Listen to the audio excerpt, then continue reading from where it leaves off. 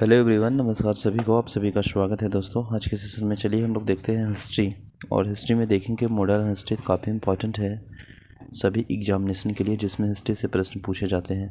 और यह हम लोग देखेंगे लूसेंट बुक से रीडिंग करेंगे और काफ़ी इंपॉर्टेंट फैक्ट को डिस्कशन करेंगे, ठीक है ना। तो चलिए स्टार्ट करते हैं। देखिए, अगर सबसे पहले अगर हम बात करेंगे आधुनिक भारत यानी मॉडर्न इंडिया में, तो उत्तरकालीन मुगल सम्राट से संबंधित, तो उत्तराधिकारी युद्ध में गुरु गोविंद सिंह ने बहादुर शाह का साथ दिया था। ये भी अपने आप में इम्पॉर्टेंट फैक्ट है। उत्तराधिकारी युद्ध में गुरु गोविंद सिंह ने किसको साथ दिया था? बहादुर शाह को साथ दिया था। गुरु गोविंद सिंह आप सभी जानते हैं कि 10वें गुरु हैं, है ना। और इनका जन्म पटना में हुआ था। गुरु साहिबा वहाँ इनका जाइएगा पटना में तो टूरिस्ट बहुत बढ़िया है, यानी पटना साहिबा, ठीक है ना। इसके बाद अगर मुगलों से स्वतंत्र होने वाले राज्य एन संस्थापक की अगर हम बात करेंगे तो अवध, है ना। अवध है मुगल से स्वतंत्र होने वाले राज्य। और इसके संस्थापक अगर बात करेंगे तो सदादत खां है ना, सआदत खां है। इसके बाद हैदराबाद, तो हैदराबाद की अगर हम बात करेंगे तो इसका जो संस्थापक है वो चिनकिलिस खां या निज़ाम उल मुल्क आसफ जहाँ है। इसके बाद रुहेलखंड, तो रुहेलखंड का संस्थापक मीर दाऊद एवं अली मोहम्मद खां है। और इसके बाद बंगाल की बात करेंगे तो मुर्शिद कुली खां, ठीक है। इसके बाद नेक्स्ट अगर हम देखेंगे तो कर्नाटक, और कर्नाटक का जो संस्थापक है वह है सादुल्ला खां। और भरतपुर, इसका संस्थापक है चूड़ामन एन बदन सिंह। नोट पॉइंट यहाँ पे देखेंगे कि मुगल सम्राट मोहम्मद शाह ने सआदत खां को बुरहान उल मुल्क की उपाधि दी है। तो ये भी इम्पोर्टेंट है कि मुगल सम्राट मोहम्मद शाह ने सआदत खां को किस उपाधि दिया था? तो बुरहान उल मुल्क की उपाधि दिया था। सआदत खां का असली नाम अगर बात किया जाए तो मीर मोहम्मद अमीर था। क्या था? मीर मोहम्मद अमीर था, याद रखिएगा। इसके बाद बहादुर शाह का पूर्ण नाम अगर देखा जाए तो वह था मुअज्जम। क्या था? मुअज्जम। तो बहादुर शाह का पूर्ण नाम क्या था? मुअज्जम। देखिए, बहादुर शाह को शायद ए खबर के उपनाम से भी पुकारा जाता है, जाना जाता है। तो अपने आप में भी ये इम्पोर्टेंट है, बहादुर शाह को और किस उपनाम से पुकारा जाता है? तो शाह ए खबर। इसके बाद जहांगीर शाह अपने शासन में लाल कुमारी नाम की बेशवा को हस्तक्षेप करने की आदेश दे रहा था। मुगलकालीन इतिहास में सैयद बंधु हुसैन अली खां एंड अब्दुल्ला खां को शासन निर्माता के रूप में जाना जाता है, ठीक है ना। इसके बाद जहांगीर शाह को लंपट मूर्ख भी कहा जाता है। तो ये प्रश्न पूछा गया है, ये प्रश्न देखने को मिलेगा ऑब्जेक्टिव में कि लंपट मूर्ख के नाम से किसे जाना जाता है। तो राइट आंसर क्या हो जाएगा? जहांगीर शाह, ठीक है ना। फर्रुखसियर को मुगल वंश का घिरनी कायर भी कहा जाता है। फर्रुखसियर को मुगल वंश का घिरनी कायर भी कहा जाता है, ठीक है ना।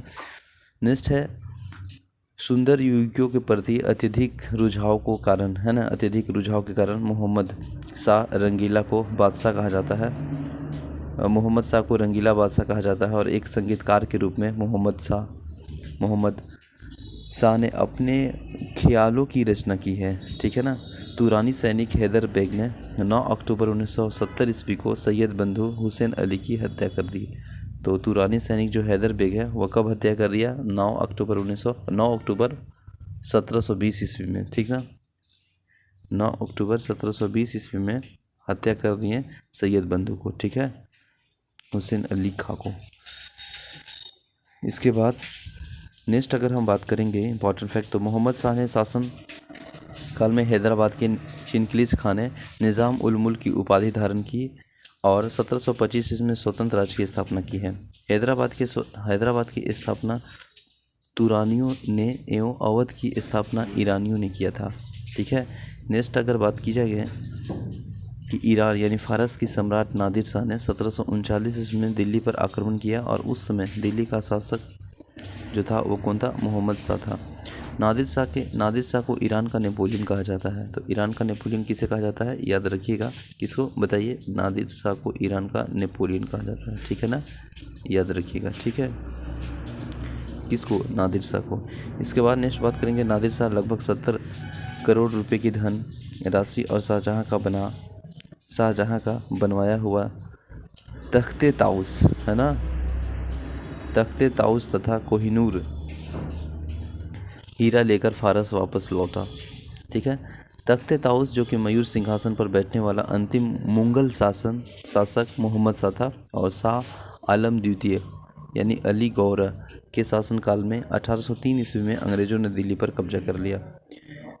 यहाँ पे थोड़ा सा हम लोग देखेंगे उत्तरवर्ती मुगल सम्राट के टाइम और कार्य, है ना। जैसे कि मोहम्मद शाह, है ना, जैसे अगर हम बात करेंगे पहला बहादुर शाह, तो बहादुर शाह का जो टाइम है वह 1707 से 1712, जहांगीर शाह 1712 से 1713, फर्रुखसियर 1713 से 1719, मोहम्मद शाह 1719 से 1748, अहमद शाह 1748 से 1754, आलमगीर द्वितीय 1754 से 1759, और शाह आलम द्वितीय 1759 से 1806, और अकबर द्वितीय 1806 से 1837, और बहादुर शाह जफर 1837 से 1857 तक है।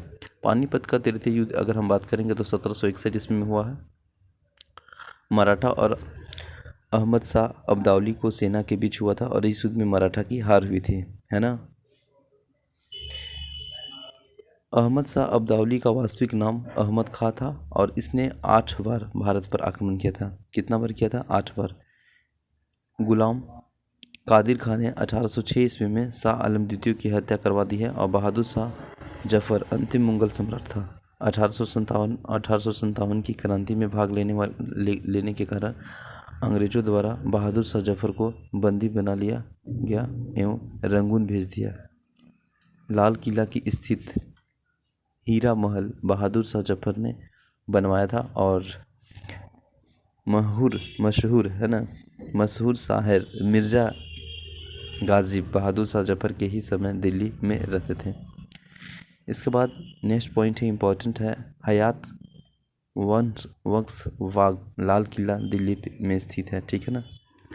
इसके बाद नेक्स्ट देखेंगे भारत में यूरोपियों का व्यापारिक कंपनियों का आगमन, है ना। भारत में यूरोपीय व्यापारिक कंपनियों का आगमन की अगर हम बात करें तो चलिए हम लोग देखते हैं भारत में यूरोपीय व्यापारिक कंपनियों का आगमन। तो आप सभी जानते हैं, अगर सबसे पहले अगर हम बात करेंगे प्रथम यूरोपी जो कि बार्थोलोमियो डिजाइन नामक यूरोपियों ने सबसे पहले अगर हम देखेंगे तो वह कब आया था बताइए?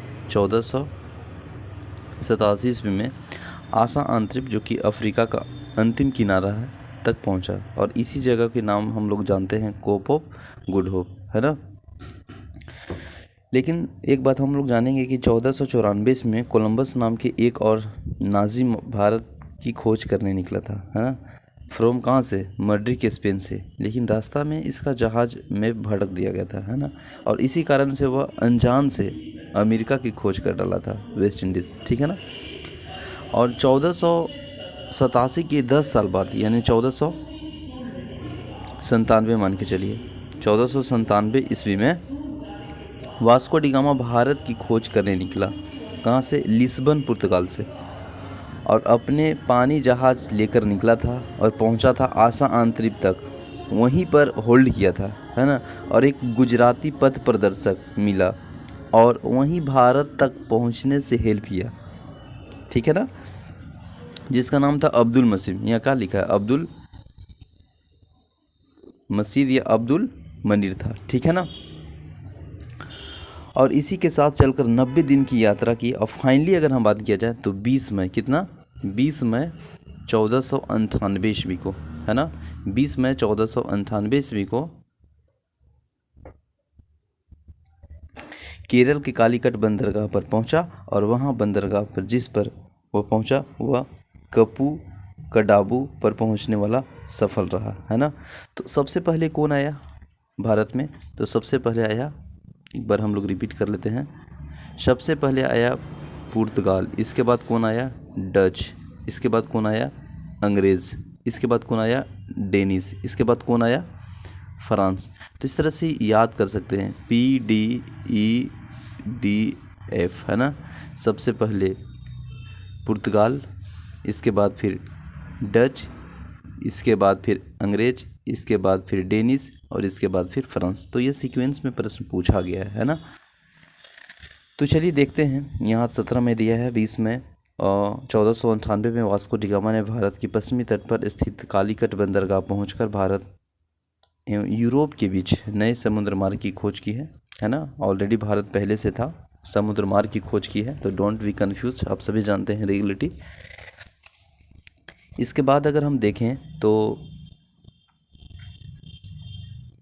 इसी यात्रा को वास्को डी गामा को भारतीय व्यापारी जो कि अब्दुल मजीद ने सहयोग किया था। और 1505 ईस्वी में, कब?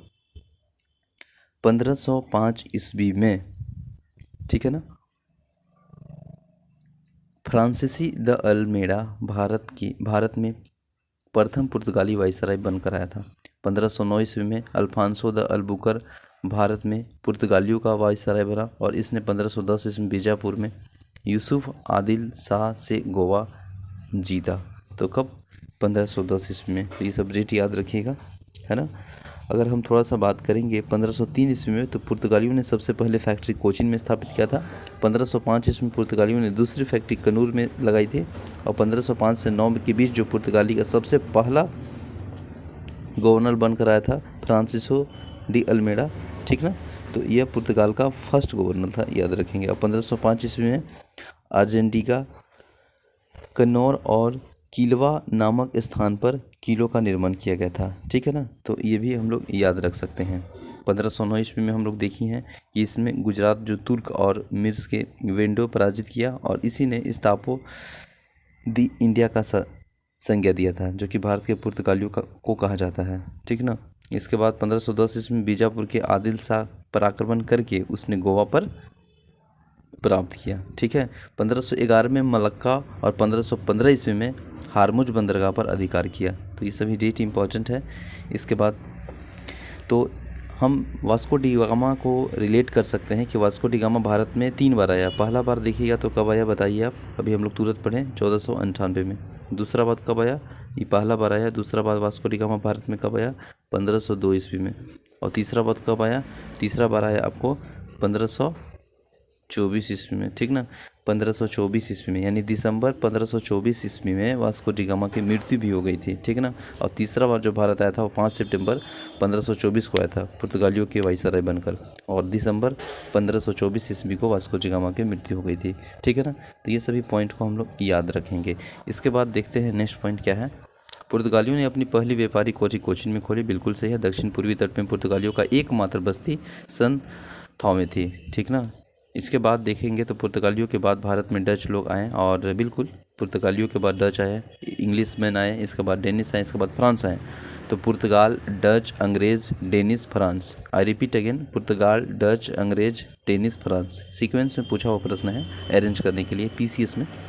इसके बाद देखेंगे अगर हम तो पुर्तगालियों के बाद में डच आए, और पहला डच यात्री कार्नियर हाउटमेंट 1596 ईस्वी में भारत के पूर्व सुमात्रा पहुंचा, और डचों ने भारत की अपनी प्रथम व्यापारिक कोठी फैक्ट्री 1605 ईस्वी में मछलीपट्टनम में स्थापित की थी। और डचों का दूसरा व्यापारिक कोठी अगर बात करेंगे तो पुलिकट में स्थापित हुई, जहां उन्होंने अपने स्वर्ण सिक्के पैगोडा को ढाला और पुलिकट को भी समस्त गतिविधियों का केंद्र बनाया, है ना। कंपनियों का आगमन की हम लोग देख लेंगे टाइम, और काफ़ी इंपॉर्टेंट है। जैसे पुर्तगालियों ईस्ट इंडिया कंपनी की जो स्थापना हुआ, कंपनी का जो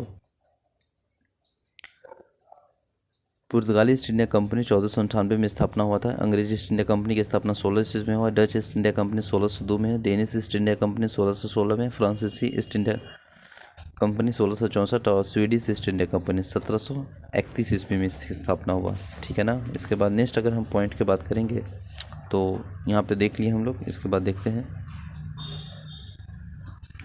डचों ने भारत में प्रथम बार औद्योगिक वेतन भोगी रहे, ठीक है ना। और डचों का भारत में अंतिम रूप से पतन 1759 ईस्वी को अंग्रेजों एवं डचों के मध्य हुए बेदरा के युद्ध में, है ना। तो बेदरा के युद्ध कब हुआ था? 1759 ईस्वी में बेदरा का युद्ध हुआ था, ठीक है ना। और किसके किस बीच हुआ था? तो डचों और ब्रिटिश के बीच हुआ था, ठीक है ना। इसके बाद अगर हम बात करेंगे तो 31 दिसंबर 1600 ईस्वी को इंग्लैंड की रानी एलिजाबेथ प्रथम ने ईस्ट इंडिया कंपनी की अधिकार पत्र प्रदान किया, और प्रारंभ में ईस्ट इंडिया कंपनी में 217 साझेदार थे, और पहला गवर्नर थॉमस स्मिथ था। मुगल दरबार में जाने वाला प्रथम अंग्रेजी कैप्टन हॉकिंस था, जो कि जेम्स प्रथम ने राजदूत के रूप में अप्रैल 1609 ईस्वी में जमींदार के दरबार में गया था। और भारत आने वाला पहला अंग्रेजी जहाज रेड ड्रैगन था, है ना। तो ये भी याद रखेंगे, भारत में आने वाला पहला जहाज कौन था? रेड ड्रैगन था, ठीक है ना। और इसके बाद 1611 ईस्वी में दक्षिण पूर्व समुद्र तट पर सर्वप्रथम अंग्रेजों ने मछलीपट्टनम में व्यापारिक कोठी की स्थापना की। जहांगीर ने 1613 ईस्वी में एक फरमान जारी कर अंग्रेजों को सूरत में थॉमस एडवर्ड्स के अधीन व्यापारिक कोठी फैक्ट्री खोलने की इजाज़त दी है। पूर्व तट में अंग्रेजों ने प्रथम व्यापारिक कोठी मछलीपट्टनम में 1611 ईस्वी में खोला, जबकि पश्चिम तट पर सूरत में 1613 ईस्वी में व्यापारिक कोठी स्थापित किया। पहली बार सूरत में 1608 ईस्वी में व्यापारिक कोठी स्थापित करने का जो प्रयास है वह किया गया था, ठीक है। इसके बाद 1665 ईस्वी में जेम्स प्रथम ने सर टॉमस रो को अपना राजदूत बनाकर मुगल सम्राट जहांगीर के दरबार में भेजा, और रो फरवरी 1619 ईस्वी तक भारत में रहा। जहांगीर एवं खुर्रम यानी शाहजहां से अंग्रेजों के लिए कुछ व्यापारिक छूट प्राप्त करने में सफल हुआ। 1632 ईस्वी में गोलकुंडा के सुल्तान ने अंग्रेजों को एक सुनहला फरमान यानी गोल्डन फरमान दिया, जिसके अनुसार अंग्रेज सुल्तान को 500 पगोड़ा वार्षिक दर देकर गोलकुंडा राज्य के बंदरगाह पर स्वतंत्र पूर्वक व्यापार कर सकते थे। 1639 में अंग्रेज ने फ्रांसिस डी ने चंद्रगिरी के राजा से मद्रास पट्टे पर लिया और वहीं एक किलाबंद कोठी का निर्माण किया। इस कोठी का नाम फोर्ट सेंट जॉर्ज पड़ा, और यही फोर्ट सेंट जॉर्ज कालांतर में कोरोमंडल तट पर अंग्रेजी मुख्यालय बना, ठीक है ना। 1661 ईस्वी में पुर्तगाली राजकुमारी कैथरीन ऑफ ब्रेगेंजा एवं ब्रिटेन के राजकुमार चार्ल्स द्वितीय का विवाह हुआ, और इस अवसर पर दहेज के रूप में पुर्तगाल ने चार्ल्स द्वितीय को बम्बई प्रदान किया। 1668 ईस्वी में चार्ल्स द्वितीय ने बम्बई को 10 पाउंड के वार्षिक किराए पर ईस्ट इंडिया कंपनी को दे दिया, और 1687 ईस्वी में अंग्रेजियों ने पश्चिमी तट पर मुख्यालय सूरत को हटाकर बम्बई को बनाया। गेराल्ड ओरियर।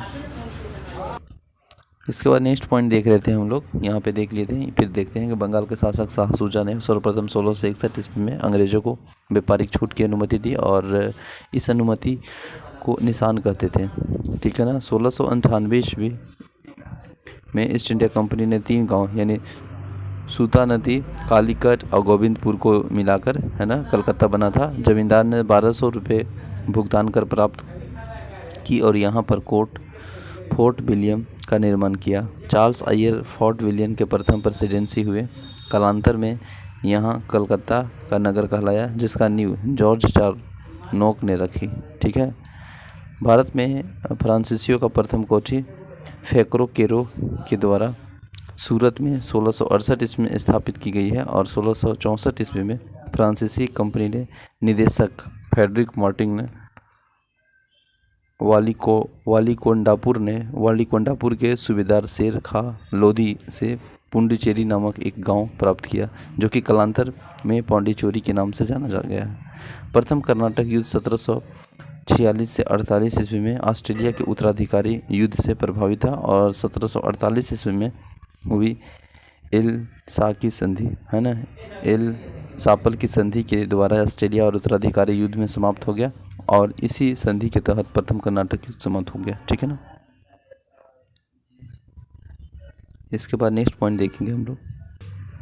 दूसरा कर्नाटक युद्ध 1749 से 1754 ईस्वी में हुआ था, और इस युद्ध में फ्रांसीसियों ने गवर्नर डुप्ले की हार हुई और इसे वापस बुला लिया गया, और इसकी जगह पर गोडेड्यू को भारत में अगला फ्रांसीसी गवर्नर बनाया गया था। पौंडीचेरी की संधि जनवरी 1755 ईस्वी में 7 युद्ध विराम हुआ, और कर्नाटक के तीसरा युद्ध 1756 से 1763 ईस्वी के बीच हुआ, जो कि 1756 ईस्वी में शुरू हुआ और सप्तवर्षीय युद्ध का ही एक अंश था।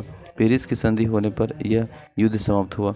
1760 ईस्वी में अंग्रेजी सेना ने सर आयरकुट के नेतृत्व में वांडीवास की लड़ाई में फ्रांसीसियों की बुरी तरह से हराया और 1761 ईस्वी में अंग्रेजों ने पौंडीचेरी के फ्रांसीसियों को छीन लिया। 1763 ईस्वी में हुई पेरिस की संधि के द्वारा अंग्रेजों ने चंद्रनगर को छोड़कर शेष अन्य प्रदेशों की लौट दिया, जो कि 1749 ईस्वी तक फ्रांसीसी कब्जे में थे, और यह प्रदेश भारत के आज़ादी तक फ्रांसीसी के कब्जे में रहे। ठीक है ना। इसके बाद देखेंगे बंगाल पर अंग्रेजों का आधिपत्य।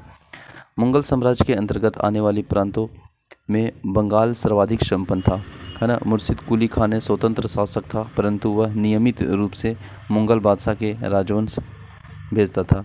मुर्शिद कुली खान ने अपनी राजधानी ढाका से मुर्शिदाबाद भागीरथी नदी के तट पर स्थानांतरित की, और इसने इजारदारी प्रथा प्राप्त की, है ना, तथा कृषकों की तबाकी, ऋण, खेती के लिए अंतरिम कर्ज प्रदान किया। इसका उत्तराधिकारी इसका दामाद सुजाउद्दीन हुआ था। 1740 में गिरिया के युद्ध में सरफराज को मारकर बिहार के सर सूबेदार अलीवर्दी खां को बंगाल का नवाब बना, और इसने अपने शासनकाल में मुगलों को राजस्व देना बंद कर दिया। इसके शासनकाल में बंगाल इतना समृद्धशाली बन गया कि बंगाल को भारत का स्वर्ण कहा जाने लगा, और इसका उत्तराधिकारी इसका दामाद सिराजुद्दौला हुआ। 20 जून 1756 ईस्वी को कलकत्ता की यात्रा ब्लैक हॉक ट्रेजेडी नामक घटना हुई और इस घटना में रचयिता जेट हॉलवेल के अनुसार नवाब सिराजुद्दौला ने 20 जून की रात में 146 अंग्रेज व्यक्तियों की एक छोटी सी कोठरी में बंद कर दिया गया था, और अगले दिन सुबह देखा गया तो 146 में मात्र 23 व्यक्ति जिंदा बचे थे। और प्लासी के युद्ध 23 जून 1757 को अंग्रेजों के सेनापति रॉबर्ट क्लाइव एंड बंगाल के नवाब सिराजुद्दौला के बीच हुआ, जिससे नवाब अपने सेनापति मीर जाफर की धोखाधड़ी करने के कारण पराजित हुआ। अंग्रेजों ने मीर जाफर को बंगाल का नवाब बनाया। ठीक है ना। प्लासी की लड़ाई में मोहन लाल एंड मीर मदान के नेतृत्व में एक छोटी सेना नवाब के वफादार रहा, और मीर मदान लड़ते हुए मारा गया। प्लासी भागीरथी नदी के किनारे स्थित है, और क्लाइन के हाथों में कठपुतली नवाब मीर जाफर को अंग्रेजों ने 1760 ईस्वी में हटाकर उसके दामाद मीर कासिम को बंगाल का नवाब बनाया, और मीर कासिम ने अपनी राजधानी को मुर्शिदाबाद से मुंगेर, है ना, मुदलपुर स्थानांतरित किया। बंगाल की राजधानी का क्रम अगर देखा जाए तो ढाका से मुर्शिदाबाद एवं मुंगेर। इसके बाद बक्सर का युद्ध 1764 ईस्वी में अंग्रेजों और मीर कासिम, अवध के नवाब सिराजुद्दौला एंड मुगल सम्राट शाह आलम द्वितीय के बीच हुआ। इस युद्ध में भी अंग्रेज विजय हुए, और इस युद्ध में अंग्रेज सेनापति हेक्टर मुनरो था।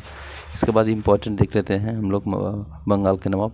मुर्शिद कुली खान 1713 से 1727, सिराजुद्दौला 1727 से 1739, सरफराज खां 1739 से 1740, और अलीवर्दी खान 1740 से 1756, सिराजुद्दौला 1756 से 1757, मीर जाफर 1757 से 1760, मीर कासिम 1760 से 1763, मीर जाफर 1763 से 1765, निजाम उदौला 1765 से 1766, और सैफ उदौला 1766 से 1770 ईस्वी, और मुबारक उदौला 1770 से 1765 तक इसका कार्यकाल था, है ना। इसके बाद नेक्स्ट अगर हम बात करेंगे तो हम लोग देखेंगे, ये तो देख लिए। इसके बाद फिर यहाँ से देखेंगे अंग्रेज़ों के मैसूर के संबंध। 1761 में हैदर अली मैसूर का शासन बना, और हैदर अली की मृत्यु 1782 में द्वितीय आंग्ल मैसूर युद्ध के दौरान हो गई थी। हैदर अली का उत्तराधिकारी उनका पुत्र टीपू सुल्तान हुआ, और 1787 में टीपू ने अपनी राजधानी श्रीपट्टनम में बादशाह की उपाधि धारण की है। टीपू ने अपना राजधानी श्रीपट्टनम में स्वतंत्रता का वृक्ष लगवाया था, और जैकोबिन क्लब का सदस्य बना। प्रथम आंग्ल मैसूर युद्ध 1767 से 1769 में हुआ, और द्वितीय आंग्ल मैसूर युद्ध 1780 से 1784 में हुआ। गवर्नर जनरल था बॉर्नी हेस्टिंग, और तृतीय आंग्ल मैसूर युद्ध 1790 से 1792 में हुआ। कॉर्नवालिस इसका गवर्नर जनरल था। इसके बाद चतुर्थ आंग्ल मैसूर युद्ध 1799 में हुआ। लॉर्ड वेलेस्ली इसका गवर्नर जनरल था। इस युद्ध में मराठा हैदराबाद के निजाम और अंग्रेजों के संयुक्त सेना मैसूर में खिलाफ लड़ रही थी। टीपू की मृत्यु श्री श्रीरंगपट्टनम की आखिरी युद्ध यानी चतुर्थ आंग्ल मैसूर युद्ध के दौरान 1799 ईस्वी में हो गई और टीपू सुल्तान को शेर ए मैसूर कहा जाता था। तो याद रखिएगा, पूछा हुआ प्रश्न है, ठीक है ना। इसके बाद टीपू सुल्तान के रजाड़े माफ़ कीजिएगा राजसी झंडे पर शेर की तस्वीर होता था। 1760 ईस्वी में, कब 1760 ईस्वी में वांडीवास का युद्ध हुआ और जिसमें अंग्रेज़ों ने सर आयरकूट के नेतृत्व में नल के नेतृत्व वाली फ्रांसीसी सेना के पराजित किया। प्रथम आंग्ल मैसूर युद्ध और इसका महत्वपूर्ण संधियाँ देखा जाए तो मद्रास की संधि 1700 प्रथम आंग्ल मैसूर युद्ध इसमें कौन संधि हुआ था? तो मद्रास की संधि। कब हुआ था? 69 यानी 1769 ईस्वी में। द्वितीय आंग्ल मैसूर युद्ध मंगलोर की संधि कब हुआ था? 1784 में। और तृतीय आंग्ल मैसूर युद्ध इसमें कब हुआ था? श्रीरंगपट्टनम की संधि कब हुआ था? 1792 में। सिख एवं उसके अंग्रेज से संबंधित देखेंगे। सिख संप्रदाय के स्थापना की बात करेंगे तो श्रेय जाता है गुरु नानक को, जो कि प्रथम गुरु थे और गुरु नानक के अनुयायी थे सिख कहलाएं, और यह बादशाह बाबर और हुमायूं को समकालीन थे। 1769 ईस्वी में, है ना, माफ़ कीजिएगा 1469 ईस्वी में कार्तिक पूर्णिमा के नानक को आध्यात्मिक पुण्य जीवन का आभास हुआ और गुरु नानक ने गुरु का लंगर नामक निःशुल्क सहभागी भोजनालय स्थापित किए, ठीक है।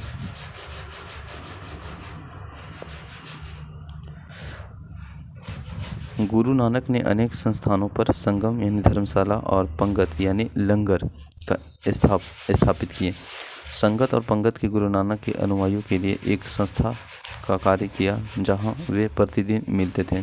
गुरु नानक की 1538 ईस्वी में करतारपुर में मृत्यु हो गई और गुरु नानक 1539 से 1552 ईस्वी में सिखों के दूसरे गुरु थे और इनका प्रारंभिक नाम लहना था, ठीक है ना। इन्होंने नानक द्वारा शुरू की गई लंगर व्यवस्था को स्थायी बना दिया और गुरुमुखी लिपि का आरंभ गुरु अंगद ने किया। सिखों के तीसरे गुरु अमरदास 1552 से 1574 ईस्वी में इसका टाइम है और गुरु अमरदास ने हिंदुओं के पृथक होने वाला कई कार्य किए। हिंदुओं में आंग्ल विवाह, है ना, पद्धति लवन को प्रचलित किया।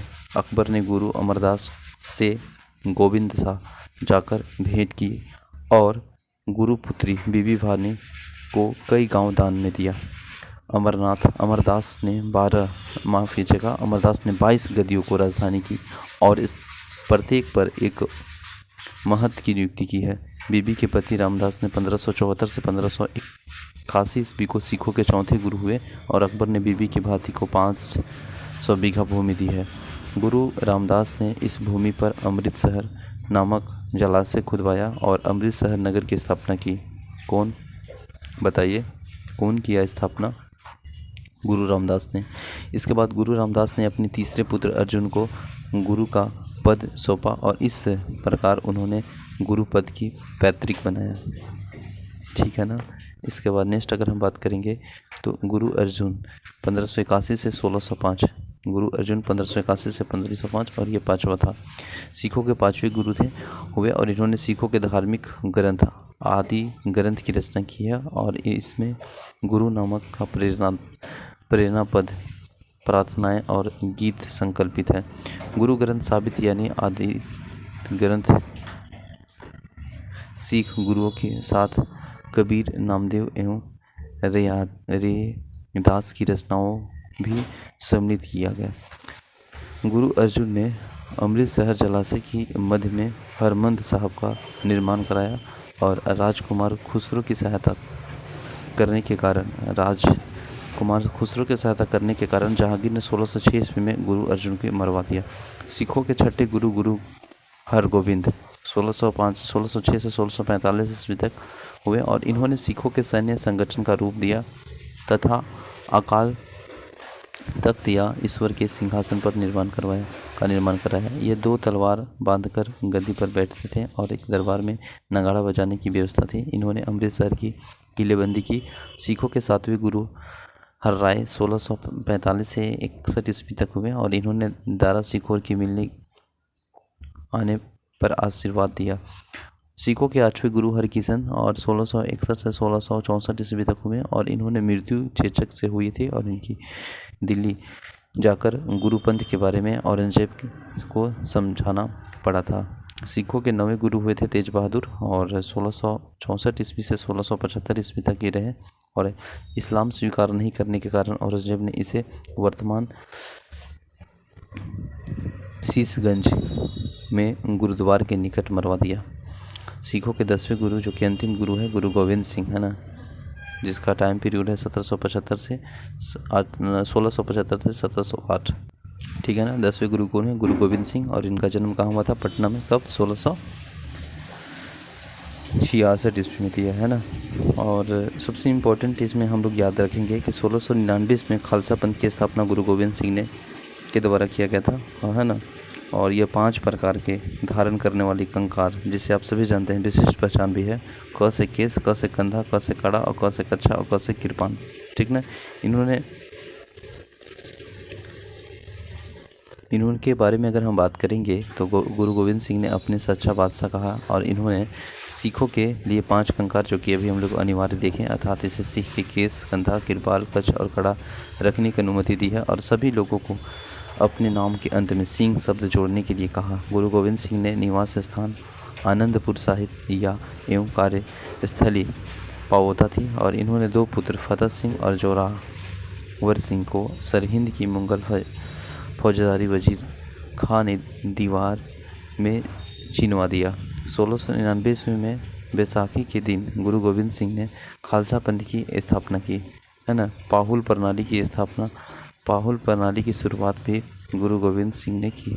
गुरु गोविंद सिंह ने सिखों के धार्मिक ग्रंथ आदिल ग्रंथ के वर्तमान रूप दिया और कहा कि अब गुरुवाणी सिख संप्रदाय के गुरु का कार्य करेंगे, ठीक है ना। गुरु गोविंद सिंह की हत्या 1708 ईस्वी में नांदेड़ नाम स्थान पर गुल खान नामक पठान ने किया था। कौन किया था? गुल खान नामक पठान ने किया था। कब? 1708 ईस्वी में, ठीक है ना। इसके बाद अगर हम आगे बात करेंगे तो बंदा बहादुर इनका जन्म 1670 ईस्वी में पूछ जिले के रंजौली गांव में हुआ था और इसका बचपन का नाम लक्ष्मण दास था।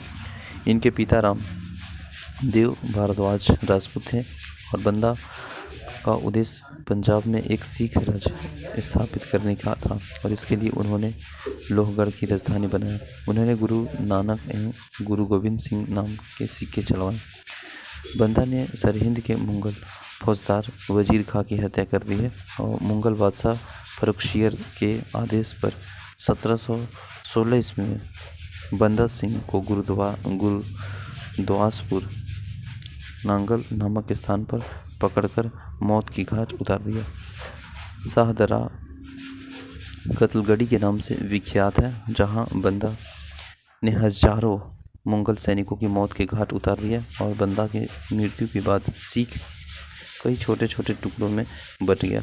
1748 ईस्वी में नवाब कर्पूर सिंह की पहल पर सभी सिखों के टुकड़ियों को दल खालसा में विलय हुआ, ठीक ना। दल खालसा में विलय हुआ। इसके बाद दल खालसा को जस्ता सिंह लुवालिया के नेतृत्व में रखा गया और जिसे बाद में 12 दलों में विभाजित किया गया, जिसे मिसल कहा गया, ठीक है ना।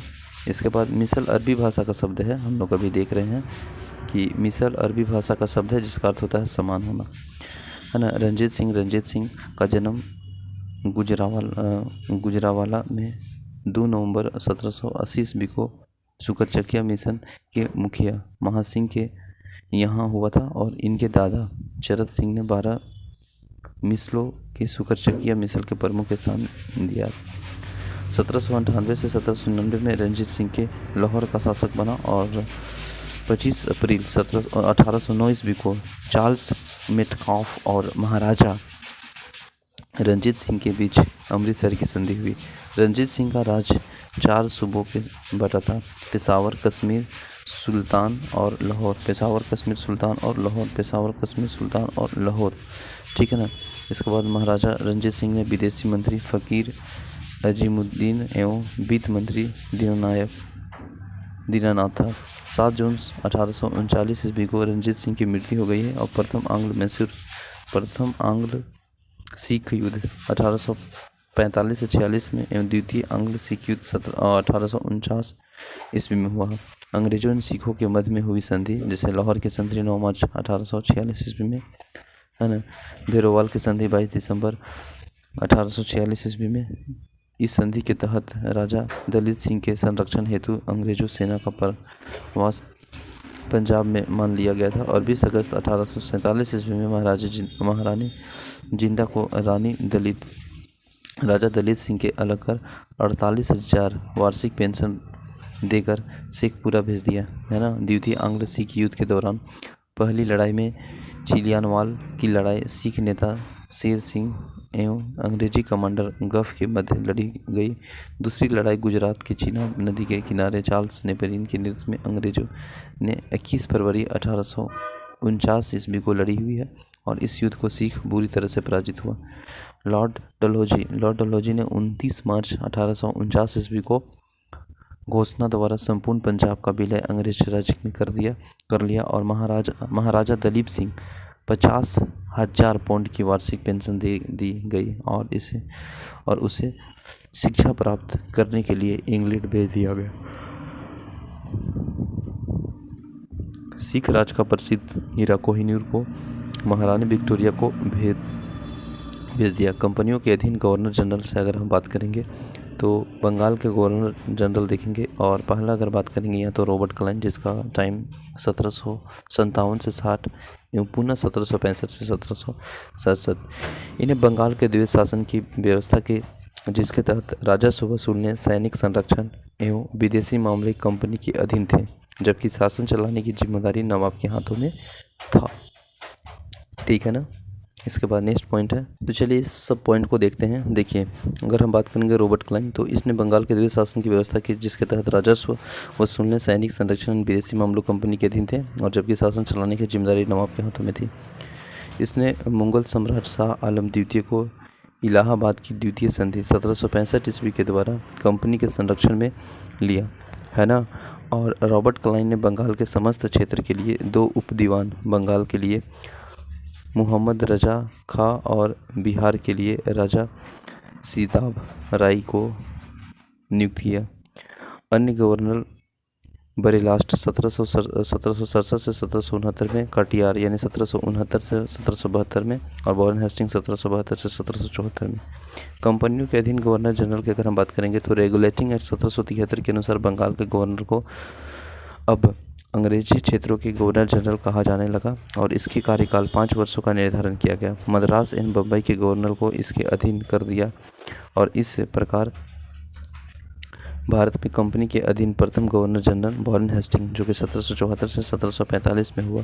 वॉरेन हेस्टिंग ने 1750 में कंपनी के एक क्लर्क के रूप में कलकत्ता आया था और अपनी कार्यकुशलता के कारण कासिम बाजार का अध्यक्ष बंगाल का गवर्नर एवं कंपनी के गवर्नर जनरल बना। तो सभी ये इम्पोर्टेंट पॉइंट है, याद रखेंगे। इसके बाद नेक्स्ट अगर हम बात करेंगे तो वॉरेन हेस्टिंग। देखिए, वॉरेन हेस्टिंग से संबंधित इम्पोर्टेंट फैक्ट हम लोग हम देखेंगे क्योंकि यहाँ से प्रश्न पूछे जाते हैं। गवर्नर जनरल है और भारत में गवर्नर जनरल तथा वाइसराय, इसके शासन की महत्वपूर्ण घटनाएं, ये सभी हम लोग देखेंगे। जैसे वॉरेन हेस्टिंग की अगर हम बात करेंगे तो सबसे पहले हम लोग याद रखेंगे कि इसका टाइम पीरियड कब है, 1773 से 1785 तक। ठीक है ना। अब देखिए, इसमें हम लोग याद रखेंगे कि 1773 इसके काल में रेगुलेटिंग एक्ट आया। ठीक है ना, पहला। दूसरा अगर हम बात करेंगे तो 1781 के अधिनियम, इस अधिनियम के द्वारा गवर्नर जनरल तथा उसके काउंसिल एंड कलकत्ता उच्च न्यायालय के मध्य शक्तियों का कार्यक्षेत्र स्पष्ट रूप से विभाजित कर दिया गया।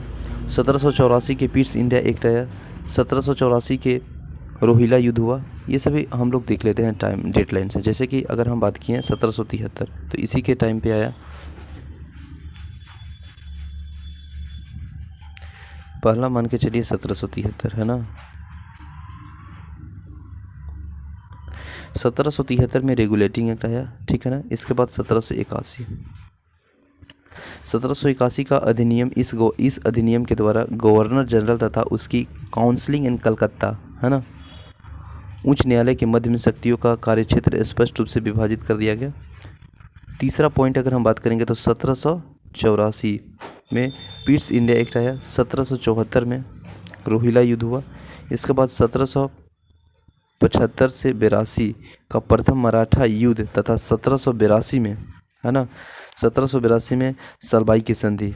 इसके बाद नेक्स्ट अगर हम टाइमलाइन देखने का प्रयास करेंगे तो 1780 से 1784 में द्वितीय मंगोल युद्ध, है ना, बनारस के राजा चैत सिंह के साथ विवादास्पद संबंध, नंद कुमार को फांसी, अवध की बेगमों से ज्यादित और उनके कारण ही हेस्टिंग पर इंग्लैंड वापस लौटने की महाभियोग चलाया गया।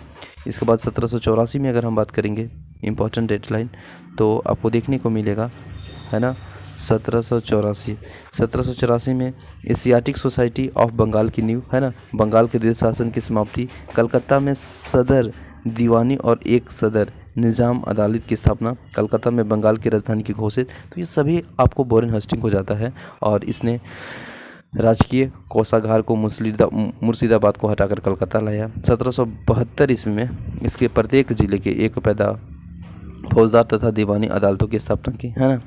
फौजदारी अदालत सदर निज़ाम अदालत द्वारा निरीक्षित होता है और नाजिम द्वारा नियुक्त दारोगा अदालत की अध्यक्षता करता है। दीवानी अदालत में कलेक्टर मुख्य न्यायाधीश होता था, जिला फौजदारी अदालत एवं भारतीय अधिकारी के अधीन होता था, जिसकी सहायता से एक मुफ्त और एक काजी होता था। कलेक्टर और न्यायालय के कार्य में देखभाल करता था। कलकत्ता के एक सदन दीवानी अदालत और एक सदन फौजदारी अदालत की स्थापना की गई। सदर दीवानी अदालत में कलकत्ता काउंसिल का सभापति और उसी काउंसिल के 2 सदस्य रायन और मुगल कानूनों की सलाह से न्याय करते थे। सदर फौजदारी अदालत में नाइब निज़ाम, मुख्य काजी और मुफ्ती और 3 मौलवियों की सलाह से न्याय करते थे। जिले की दीवानी और फौजदारी अदालतों के मुकदमे अंतिम निर्णय के सदन अदालतों भेज दिए जाते थे और दीवानी मुकदमे की जाति कानूनों के आधार पर हिंदुओं संबंध में हिंदू कानून के, मुसलमान के लिए मुस्लिम कानून लागू किया गया था, जबकि फौजदारी मुकदमे में मुस्लिम कानून लागू किया जाता था। 1772 ईस्वी में कोर्ट ऑफ डायरेक्ट्स ने द्वैध प्रणाली को समाप्त करने तथा कंपनी के बंगाल, बिहार और उड़ीसा प्रांत के शासन व्यवस्था और उत्तरदायित्व संभालने का आदेश दिया। वॉरेन हेस्टिंग ने दोनों उप दीवानों मोहम्मद रजा खां तथा राजा सीताब राय को पद से हटा दिया गया, है ना। हेस्टिंग ने नवाब के देखभाल के लिए मीर जाफ़र की विधवा मुनी बेगम को उसका संरक्षक नियुक्त किया।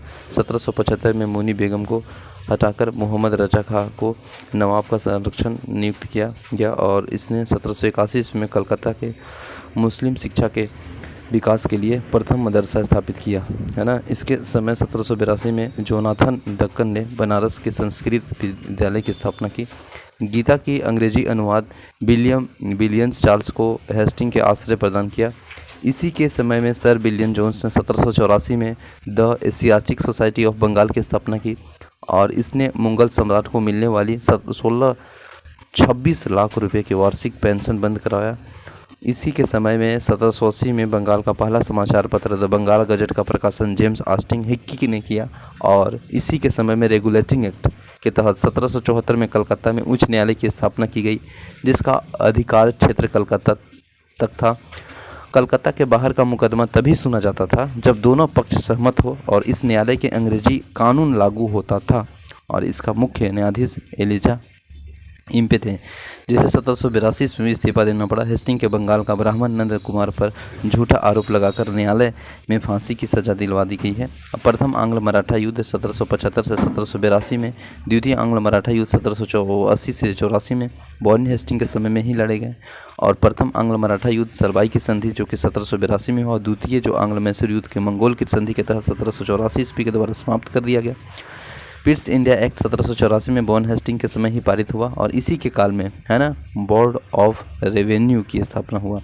हेस्टिंग ने संपूर्ण लगान के हिसाब को देखभाल के लिए एक भारतीय अधिकारी है ना, एक भारतीय अधिकारी रायन को नियुक्त की और इस पद को प्राप्त करने वाला पहला भारतीय दुर्लभ का पुत्र राजा राजवल्लभ था।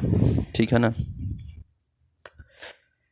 इसके बाद पिट्स इंडिया एक्ट 1784 में विरोध में इस्तीफा देकर जब वॉरेन हेस्टिंग फरवरी 1785 में इंग्लैंड पहुंचे तो बर्क द्वारा उसके ऊपर महाभियोग लगाया गया, और परंतु 1795 ईस्वी में इसे आरोप में मुक्त कर दिया गया।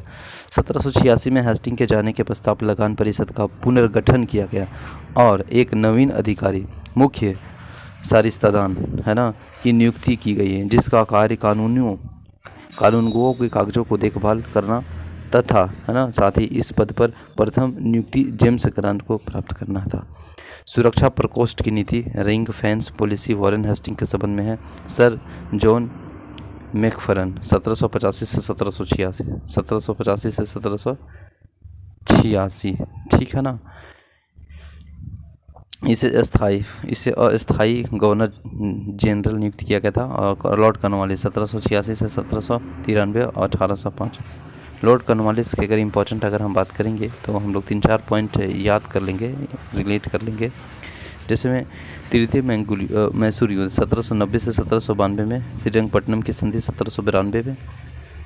इसके बाद कॉर्नवालिस की कांट का निर्माण 1793 में, जिसमें अनेक न्यायिक सुधारों का उल्लेखन था, और सामान्य प्रशासन का राजस्व प्रशासन की पृथकीकरण। बंगाल के स्थायी बंदोबस्ती कब हुआ? 1793 में। प्रशासन के यूरोपीयकरण तथा सिविल सेवाओं प्रारंभ की। कंपनियों की कर्मचारी की निजी स्थापना पर रोक, और 1805 ईस्वी में, याद रखिएगा, 1805 ईस्वी में गाजीपुर में मृत्यु। ठीक है ना। तो ये सभी किससे रिलेटेड देख रहे थे? Lord Cornwallis. इसके समय में जिले के समस्त अधिकारी कलेक्टर के हाथों में दे दी गई। ठीक है ना। इनमें भारतीय न्यायाधीशों के युक्त जिला फौजदारी अदालत को समाप्त कर उसके स्थान पर 4 भ्रमण करने वाले अदालतों, जिनमें 3 बंगाल के लिए, एक बिहार के लिए नियुक्त किए गए। कॉर्नवालिस ने 1793 में प्रसिद्ध कॉर्नवालिस कोड का निर्माण करवाया, जो कि शक्तियों का पृथक्करण सिद्धांत पर आधारित था। पुलिस कर्मचारियों के वेतन में वृद्धि के साथ ही ग्रामीणों क्षेत्रों में पुलिस अधिकारी प्राप्त जमींदारों को इस अधिकारी से वंचित कर दिया। कंपनी के कर्मचारियों के व्यक्तिगत व्यापार पर प्रतिबंध लगा दिया। जिला में पुलिस थाना की स्थापना कर एक दारोगा के इसका इंचार्ज बनाया। कौन? Lord Cornwallis. भारतीयों के सेना के सूबेदार, जमींदारी, प्रशासनिक सेवा और मुफीद सदन अमीन या डिप्टी कलेक्टर के उच्च पद नहीं दिया जाता था। 1793 में स्थायी बंदोबस्ती की पद्धति लागू की गई, जिसके तहत जमींदारों को अब भू राजस्व का 90% यानी 10/11 भाग, और कंपनी के तथा लगभग 10% 1/11 भाग अपने पास रखना था। स्थायी बंदोबस्ती की योजना जॉन शॉर ने बनाई थी, और इसे बंगाल, बिहार, उड़ीसा, बनारस, है ना, एक मद्रास की उत्तरी जिलों में लागू की गई, और इसमें जमींदार भू राजस्व की दर तक करने के लिए स्वतंत्र थे। कॉर्नवालिस को भारत में नागरिक सेवा का जनक माना जाता है, तो याद रखिएगा। सर जॉनसन 1793 से 1798 में। सर जॉनसन, इसमें इंपॉर्टेंट हम लोग याद रख लेंगे। सबसे पहले 1793 में चार्ट्स अधिनियम, निजाम एंड मराठा के बीच खरदा की लड़ाई कब? 1795 में। साथ ही साथ नेक्स्ट अगर बात करेंगे इसी के कार्यकाल में, तो अवध के उत्तराधिकारी के विवाद का हस्तक्षेप, इलाहाबाद की कंपनी के साम्राज्य का विलय, ये सभी इसी से संबंधित है। इसके बाद इन्हें हस्तक्षेप नीति अपनाई है। इसके बाद देखेंगे हम लोग लॉर्ड वेलेस्ली 1798 से 1805 में। ठीक ना। लॉर्ड वेलेस्ली से हम लोग क्या याद कर सकते हैं, रिलेट कर सकते हैं 1 by 1। देखिए, सहायक संधि की नीति प्रारंभ 1798 में। ठीक है ना, 1798 में, ठीक है ना, प्रारंभ की, और 1798 में सबसे पहले यह संधि हैदराबाद के निजाम को हुआ। चतुर्थ मैसूर युद्ध 1799 में। ठीक है ना। द्वितीय मराठा युद्ध कब? 1803 से 1805 तक। इसके बाद तंजौर, इसके बाद इसी के कार्य में तंजौर 1799 में, सूरत 1800 ईस्वी में, कर्नाटक 1801 में का प्रशासन अपने हाथों में लिया, और वसीन की संधि इसी के कार्य में 1802 में। तो इतना बातों को हम लोग रिलेट कर सकते हैं, याद कर सकते हैं, और इसी के सहायक संधि की पत्ती शुरू की है ना, लॉर्ड वेलेस्ली। और भारत के सहायक संधि का प्रयोग वेलेस्ली के पूर्व फ्रांसीसी गवर्नर डुप्ले ने किया था। और सहायक संधि करने वाला राज्य में हैदराबाद हो गया 1798, मैसूर 1799, तंजौर अभी देखिए अक्टूबर 1799 है ना, और अवध 1801 पे सवा दिसंबर 1802, बरात और भोसले दिसंबर 1803, सिंधिया 1804। अन्य सहायक संधि करने वाले राज्य जोधपुर, जयपुर है ना, मछेड़ी, बूंदी तथा भागलपुर। इंदौर के हौस होलकरों ने सहायक संधि की स्वीकार नहीं की थी, तो याद रखिएगा नॉर्थ पॉइंट में इंदौर के है ना सहायक संधि स्वीकार नहीं किया था। टीपू सुल्तान के चौथे आंग्ल जो मैसूर युद्ध हुआ था 1799 ईस्वी में मारा गया था, और इसी ने 1800 ईस्वी में कलकत्ता के नागरिक सेवा की भर्ती की है और युवकों के प्रशिक्षण करने के लिए फोर्ट विलियम कॉलेज स्थापना की है, जो कि 1854 ईस्वी तक अंग्रेजों को भारतीय भाषाओं की शिक्षा देने के लिए चलता रहा। 1806 ईस्वी में भारत भेजे जाने वाले प्रशासनिक अधिकारियों का शिक्षा और प्रशिक्षण के लिए इंग्लैंड में हेलवेरी एंड ईस्ट इंडिया कॉलेज खोला गया, जहां नवयुवक प्रशासनिक अधिकारियों को 2 वर्ष का प्रशिक्षण देने का व्यवस्था की गई है ना। तो ये नोट पॉइंट में हम लोग याद रखेंगे। इसके बाद अगर हम देखेंगे नेक्स्ट पॉइंट, तो नेक्स्ट पॉइंट ये स्वयं को बंगाल का शेर कहा गया है ना, तो ये याद रखिएगा। ये स्वयं को बंगाल का शेर कहा करता है कौन? लॉर्ड वेलेस्ली, ठीक है ना, तो ये भी इम्पोर्टेंट है। इसके बाद फिर देखेंगे तो लॉर्ड कॉर्नवालिस 1805 ईस्वी में दूसरा कार्यकाल शुरू हुआ, परंतु शीघ्र ही इसकी मृत्यु हो गई है। सर जॉन्स बार्लो 1805 से 1807। सर जॉन्स बार्लो से इम्पोर्टेंट 2 लाइन है कि रियासतों की हस्तक्षेप की नीति समर्थक और बेलोर के सिपाही विद्रोह 1806 है ना, ये याद रखिएगा। सिपाही विद्रोह का महत्वपूर्ण घटना है। लॉर्ड मिंटो प्रथम 1807 से 1813। लॉर्ड मिंटो प्रथम से इम्पोर्टेंट याद रखेंगे हम लोग क्या चीज़? रंजीत सिंह के साथ अमृतसर की संधि है ना। कब? 25 अप्रैल 1809 ईस्वी को अमृतसर की संधि, जो कि मध्यस्थता चार्ल्स मेटकॉ हुई, और इसी के समय चार्टर एक्ट 1813 का पास हुआ। इसके बाद लॉर्ड हेस्टिंग की बात करेंगे तो 1813 से 1823 ईस्वी है ना। लॉर्ड हेस्टिंग अंग्रेज नेपाल युद्ध, इसके कार्य में 1814 से 1816। संगोली की संधि 1816, इसी के कार्य में। तृतीय मराठा युद्ध 1817 से 1819। मराठा का परिषद का कंपनी साम्राज्य में विलय, मुंबई प्रेसिडेंसी के अपना 1818 में, इसी के कार्य में। पिंडारियों का दमन इसी के समय में 1817 से 18 में। सिंधियों का साथ सिंधिया संधि 1817 में, और इसी के कारण में मद्रास के गवर्नर है ना टॉमस मुनरो द्वारा रैयतवाड़ी बंदोबस्ती लागू किया गया 1820 में। तो ये सभी इंपॉर्टेंट याद रखेंगे लॉर्ड हेस्टिंग के काल में। इसी के समय में अंग्ल नेपाल युद्ध 1814 से 16 में हुई है, और इसी ने नेपाल के अमर सिंह थापा के आत्मसमर्पण करना पड़ा। मार्च 1816 ईस्वी में अंग्रेज के गोरखे के बीच संगोली की संधि के द्वारा आंग्ल नेपाल युद्ध का अंत हुआ, और इसके समय में पिंडारियों का दमन कर दिया, और पिंडारियों के प्रमुख नेताओं के वासियों को मोहम्मद जीतू और करीम खां थे। इसने मराठों की शक्ति के अंतिम रूप से नष्ट कर दिया, और इसने प्रेस कर लगे प्रतिबंध को समाप्त कर प्रेस के मार्गदर्शन के लिए नियम बनाए। इसी के समय 1822 ईस्वी में टेंडेंसी एक्ट या काश्तकारी अधिनियम लागू हुआ। तो ये सभी याद रखेंगे। इसके बाद लॉर्ड हमस्टर्ड 1823 से 1828, इसमें 2 इंपॉर्टेंट याद रखेंगे। प्रथम बर्मा युद्ध 1824 से 1826, और भरतपुर अधिग्रस्त 1826 है ना। तो इसके समय में प्रथम बर्मा युद्ध 1824 से 26 में लड़ा गया, और 1826 में बर्मा के अंग्रेजों के बीच यांडू संधि हुई, और 1824 में बैरकपुर में सैन्य विद्रोह भी इसी के समय में हुआ। लॉर्ड विलियम बेंटिंग 1828 से 1835। लॉर्ड विलियम बेंटिंग में हम लोग क्या याद रख सकते हैं? अगर हम बात करें वन लाइनर के फॉर्म में, तो सबसे पहले सती प्रथा का रोक कब? 1800 बोलिए ना 29 में, बिल्कुल। ठगी प्रथा का अंत कब? बताइए ना, 1830 में, ठीक है ना। इसके बाद अगर हम बात करेंगे चार्टर अधिनियम 1833 में, किसके समय? Lord William Bentinck. इसके बाद अगर हम बात करेंगे 1835 में, तो आप सभी जानते हैं है ना, शिक्षा पद्धति प्रस्ताव, शिक्षा सुधार और अंग्रेजी भाषा के शिक्षा माध्यम बनाने की घोषणा। अब यहाँ पे देखिएगा तो 1831 में क्या चाहिए? मैसूर। 1834 में क्या चाहिए? दुर्ग। और मध्य कछार 1834 में। कंपनी का साम्राज्य विलय, रंजीत सिंह के साथ निरस्त मित्रता की संधि इसी के समय में, लॉर्ड विलियम बेंटिंग के समय में।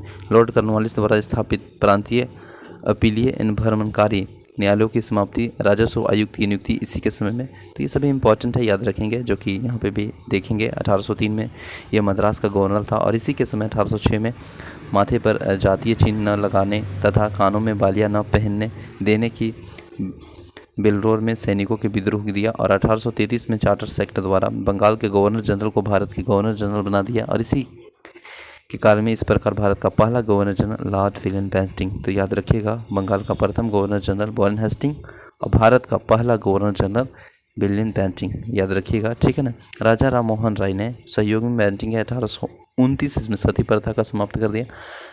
बेंटिंक ने इस प्रथा को खिलाफ कानून बनाकर 1829 ईस्वी में धारा 17 के द्वारा विधवाओं के सती होने की अवैध घोषित किया। धारा 17 याद रखिएगा, अकबर और मराठा पेशवाओं के सती प्रथा पर रोक लगाने वाला प्रथम प्रयास किया। बेंटिंक के कर्नल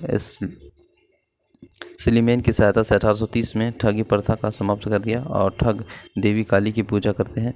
सन 1835 में बेंटिंक के कलकत्ता में कलकत्ता मेडिकल कॉलेज की स्थापना की है। इसी के समय में मैकाले की अनुशंसा पर अंग्रेजों की शिक्षा माध्यम बनाया गया। मैकाले द्वारा कानून का वर्गीकरण की गई और बेंटिंक ने 1831 में मैसूर तथा 1834 ईस्वी में कुर्ग एवं मध्य कछेर को हड़प लिया। इसने भारतीयों को उत्तराधिकारी पदों पर नियुक्त किया और इसके समय में भारतीयों को प्रदान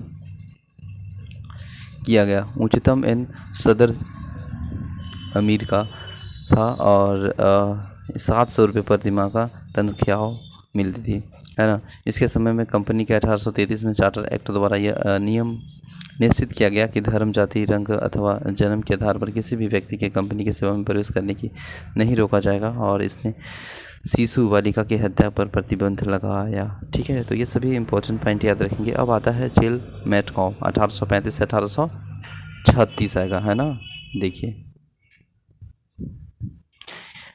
देखिए जेम्स मेटकॉफ से अगर हम बात करने का प्रयास करेंगे तो इसमें 1835 से 1836 ये डेट लाइन याद रखेंगे, 1835 से 1836। इसमें एक इम्पॉर्टेंट याद हम लोग करेंगे 1835 से 1836 में कि 1835 में प्रेस एक्ट पारित हुआ जिसके द्वारा समाचार पत्रों पर लगाए गए हैं पाबंदियों को हटा दिया गया, ठीक है ना। और इसने अपने ही 1 वर्ष के कार्यकाल में प्रेस पर नियंत्रण हटाया और इसलिए इसे भारत प्रेस का मुक्तिदाता कहा जाता है। तो भारत प्रेस का मुक्तिदाता किसे कहा जाता है, क्वेश्चन पूछेगा तो राइट आंसर हो जाएगा चार्ल्स मेटकॉफ, ठीक है। तो Charles Metcalfe known as Bharat का प्रेस मुक्तिदाता, ठीक है ना। लॉर्ड ऑकलैंड 1836 से 1882 ईस्वी में, इसके समय में सबसे महत्वपूर्ण घटना अगर देखेंगे तो प्रथम आंग्ल अफगान युद्ध 1839 से 82 ईस्वी और 1839 में ईरान के कलकत्ता से दिल्ली तक ग्रैंड ट्रंक रोड का मरम्मत करवाया। इसी के समय में देखा जाए तो भारतीय विद्यार्थियों को डॉक्टरी की शिक्षा हेतु विदेश जाने की अनुमति ब्रिटिश संसद के प्रदान किया। तो लॉर्ड ऑकलैंड है ना, याद रखेंगे लॉर्ड ऑकलैंड, ठीक है ना। Lord Auckland, 2 important date line हम लोग याद रखेंगे। लॉर्ड ऑकलैंड 1836 से 1882, पहला क्या हम बोलेंगे 1836 से 1882 में प्रथम अफगान युद्ध 1838 से 82 और रंजीत सिंह की मृत्यु 1839 इसी के कारण में, तो ये याद रखेंगे, ठीक है ना। इसके बाद लॉर्ड एलन बरो की अगर हम बात करेंगे तो 1882 से 1844 ईस्वी में प्रथम आंग्ल अफगान युद्ध समाप्त हुआ, है ना। और इसके बाद सिंध के अगस्त 1843 ईस्वी में पूर्ण रूप से ब्रिटिश साम्राज्य के मिला लिया और सिंध विजय के विषय में नेपियर का कथन है कि वह अफगानी तूफान की पूंछ थी। दास प्रथा का उन्मूलन इसी के समय में हुआ 1843 के एक्ट 5 के द्वारा। रविवार की छुट्टी की शुरुआत 1843 में हुआ। नो पॉइंट भी नोटेड, है ना, लॉर्ड एलन बरो के काल में, ठीक है। ये सभी इम्पोर्टेंट था लॉर्ड एलन बरो से संबंधित। सिंध का विलय 1843, ग्वालियर के साथ युद्ध 1843, ये कार्यकाल किस में है तो लॉर्ड एलन बरो में। लॉर्ड हार्डिंग से संबंधित अगर हम बात करेंगे तो 2 इंपॉर्टेंट पॉइंट, प्रथम अंग्रेजी सिख युद्ध 1846 से 46 में लाहौर की संधि और सामाजिक सुधार या यथा बालिका हत्या तथा नरबली प्रथा पर रोक इसी के काल में, है ना। नरबली प्रथा पर प्रतिबंध लगाया। लॉर्ड डलहौजी से तो बहुत इंपॉर्टेंट पॉइंट है जो कि हम लोग रिलेट कर सकते हैं। जैसे अगर हम बात करेंगे तो द्वितीय अंग्रेजी सिख युद्ध कब 1800 बोलिए ना 48 से 1849 के बीच, ठीक है ना। व्यक्तिगत सिद्धांत का शुभारंभ इसके अंतर्गत 17 में 1848, जैतपुर और संबलपुर में 1849, उदयपुर में 1852, झांसी में 1853, नागपुर में 1854, अवध में 1856 कंपनी साम्राज्य विलय हुआ। निचले वर्मा और पेगू की अधिग्रहण 1882, वुड ऑफ शिक्षा संबंधित डिस्पैच 1854, स्थायी भाषा में स्कूलों को तथा सरकारी कॉलेजों की स्थापना, रेलवे मॉन्यून संस्मरण पत्र 1853 में बम्बई एंड थाने के मध्य प्रथम रेलवे चली और दूसरी 1854 में कलकत्ता के रानीगंज के मध्य टेलीग्राफ एंड डाक सुधार 40,000 मील लंबी टेलीग्राफ लाइन द्वारा कलकत्ता, बम्बई, मद्रास, पेशावर के आपस में जोड़ा गया। 2 पैसे शुल्क पर राष्ट्रीय डाक सेवा प्रारंभ की गई। इसी के कार्य में गंगा नहर की खोद दिया गया 1854 में। प्रत्येक प्रांत में लोक निर्माण विभाग की स्थापना इसी के कार्य में। विधवा पुनर्विवाह अधिनियम 1856 में लॉर्ड डलहौजी के काल में। पेशवा पेंशन की समाप्ति 1853 में लॉर्ड डलहौजी के कार्य में। तो ये सभी इंपॉर्टेंट है, हम लोग वन लाइनर के रूप में देखने का प्रयास किया। द्वितीय आंग्ल सुख युद्ध जो कि 1848 से 1849 तथा पंजाब के ब्रिटिश शासन के विलय 29 मार्च 1849 में हुआ था। जगत प्रसिद्ध सिख राज्य का प्रसिद्ध हीरा कोहिनूर महारानी विक्टोरिया को भेंट दिया था लॉर्ड डलहौजी के ही काल में। द्वितीय आंग्ल सिख युद्ध के दौरान ये 3 युद्ध लड़े गए थे। प्रथम रामनगर का युद्ध 16 नवंबर 1848 में अनिर्णय हुआ। दूसरा बात कीजिएगा तो चिलियावना का युद्ध 13 जनवरी 1849 में रनियर। तो तीसरा युद्ध गुजरात में जो कि चिनाब नदी के तट पर लड़ा गया था और यह नामक स्थान पर 12 मार्च 1849 ईस्वी को हुआ, जिसमें सिख बुरी तरह से पराजित हुए। द्वितीय आंग्ल बर्मा युद्ध की अगर हम बात करेंगे तो 1852 ईस्वी से लेवर बर्मा और पीगू को अंग्रेजों की राय के मिला दिया। डलहौजी ने सिक्किम पर 2 अंग्रेजों डॉक्टरों के साथ दुर्व्यवहार का आरोप लगाकर सन 1850 ईस्वी में अधिकार कर लिया गया और 1852 ईस्वी में एक ईमान कमीशन की स्थापना की गई थी और इसका उद्देश्य भूमि कर रहित ईमान कमीशन की स्थापना की है और इसकी उद्देश्य भूमिगत रहित जमींदारों को पता करके उन्हें छीनना था। डलहौजी के शासनकाल में उसका व्यक्तिगत सिद्धांत यानी डॉक्ट्रिन ऑफ लैप्स के कारण अधिक याद किया जाता था और इसी के नीति के तहत अंग्रेजों साम्राज्य के विलय किए गए। सर्वप्रथम 1848 में अभी हम लोग देखे थे, है ना, जैतपुर, बुंदेलखंड, संभलपुर उड़ीसा 1849 में, बघाट हिमाचल प्रदेश 1850 में, उदयपुर मध्य प्रदेश 1852 में, झांसी 1853 में, नागपुर 1854 ईस्वी में और 1856 ईस्वी में अवध के कुशासन का आरोप लगाकर अंग्रेज राज्य में मिला दिया और उसी के समय अवध का नवाब वाजिब अली खां था।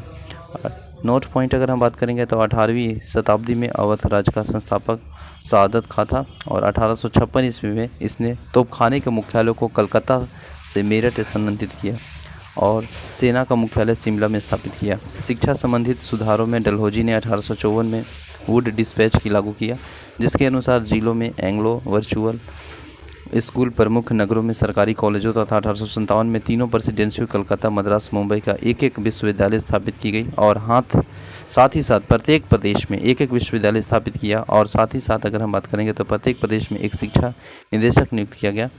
डलहौजी को भारत के रेलवे जनक माना जाता है और इसी के समय भारत में पहली बार रेलवे जो कि 1853 में बम्बई से थाने के बीच 34 किलोमीटर प्रथम बार रेल चलाया गया था। तो ये सभी याद रखेंगे हम लोग इम्पोर्टेंट पॉइंट को। इसके बाद नेक्स्ट पॉइंट अगर हम देखेंगे तो 1854 ईस्वी में नया पोस्ट ऑफिस एक्ट पारित हुआ।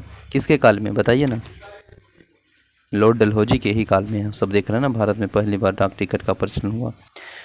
इनमें पृथक रूप से भारत के प्रथम बार सार्वजनिक निर्माण विभाग और इनके सन 1854 में स्वतंत्र विभाग के रूप में लोक सेवा विभाग की स्थापना, है ना, पब्लिक सर्विस का भी स्थापना। और इसी के समय में 1853 में कलकत्ता आगरा के बीच पहली बार बिजली के संचालन तार सेवा शुरू हुआ और इसने शिमला के ग्रीष्मकालीन राजधानी बनाया। 1853 में चार्टर्स एक्ट के द्वारा कंपनी के संचालन मंडल में कंपनी प्रशासनिक अधिकारियों को नियुक्ति किया, अधिकार वापस ले लिया गया और 1853 ईस्वी में अधिकारियों का नियुक्ति के लिए प्रतियोगिता परीक्षा व्यवस्था की गई थी, जिसकी उम्र 18 से 23 वर्ष रखी गई थी। नोट पॉइंट याद रखेंगे, सत्येंद्र नाथ टैगोर भारतीय थे जिन्होंने 1863 ईस्वी में लंदन में हुई सिविल सेवा की परीक्षा में सफलता प्राप्त की थी, है ना। और 1922 ईस्वी में इलाहाबाद, भारत और लंदन दोनों स्थानों पर साथ साथ सिविल सेवा परीक्षा का आयोजन किया जाने लगा, ठीक ना। डलहौजी ने नरबली प्रथा का रोकने का भी प्रयास किया। लॉर्ड कैनिंग के संबंधित अगर हम बात करेंगे तो 3-4 पॉइंट ऑनलाइनर में 1858 में भारत सरकार अधिनियम द्वारा कंपनी के शासन में समाप्ति तथा शासन प्रत्यक्ष नियंत्रण ब्रिटिश ताज के हाथों में। यूरोपीय सेना द्वारा श्वेत विद्रोह कब हुआ था श्वेत विद्रोह, बताइए ना। 1859 है ना, श्वेत विद्रोह हुआ। इसके बाद नागरिकों की विधि संहिता 1859, यही हो गया संहिता, दंड संहिता, भारतीय दंड संहिता 1860 में, तथा फौजदारी विधि संहिता 1861 में, इसी के कार्य में, ठीक है ना।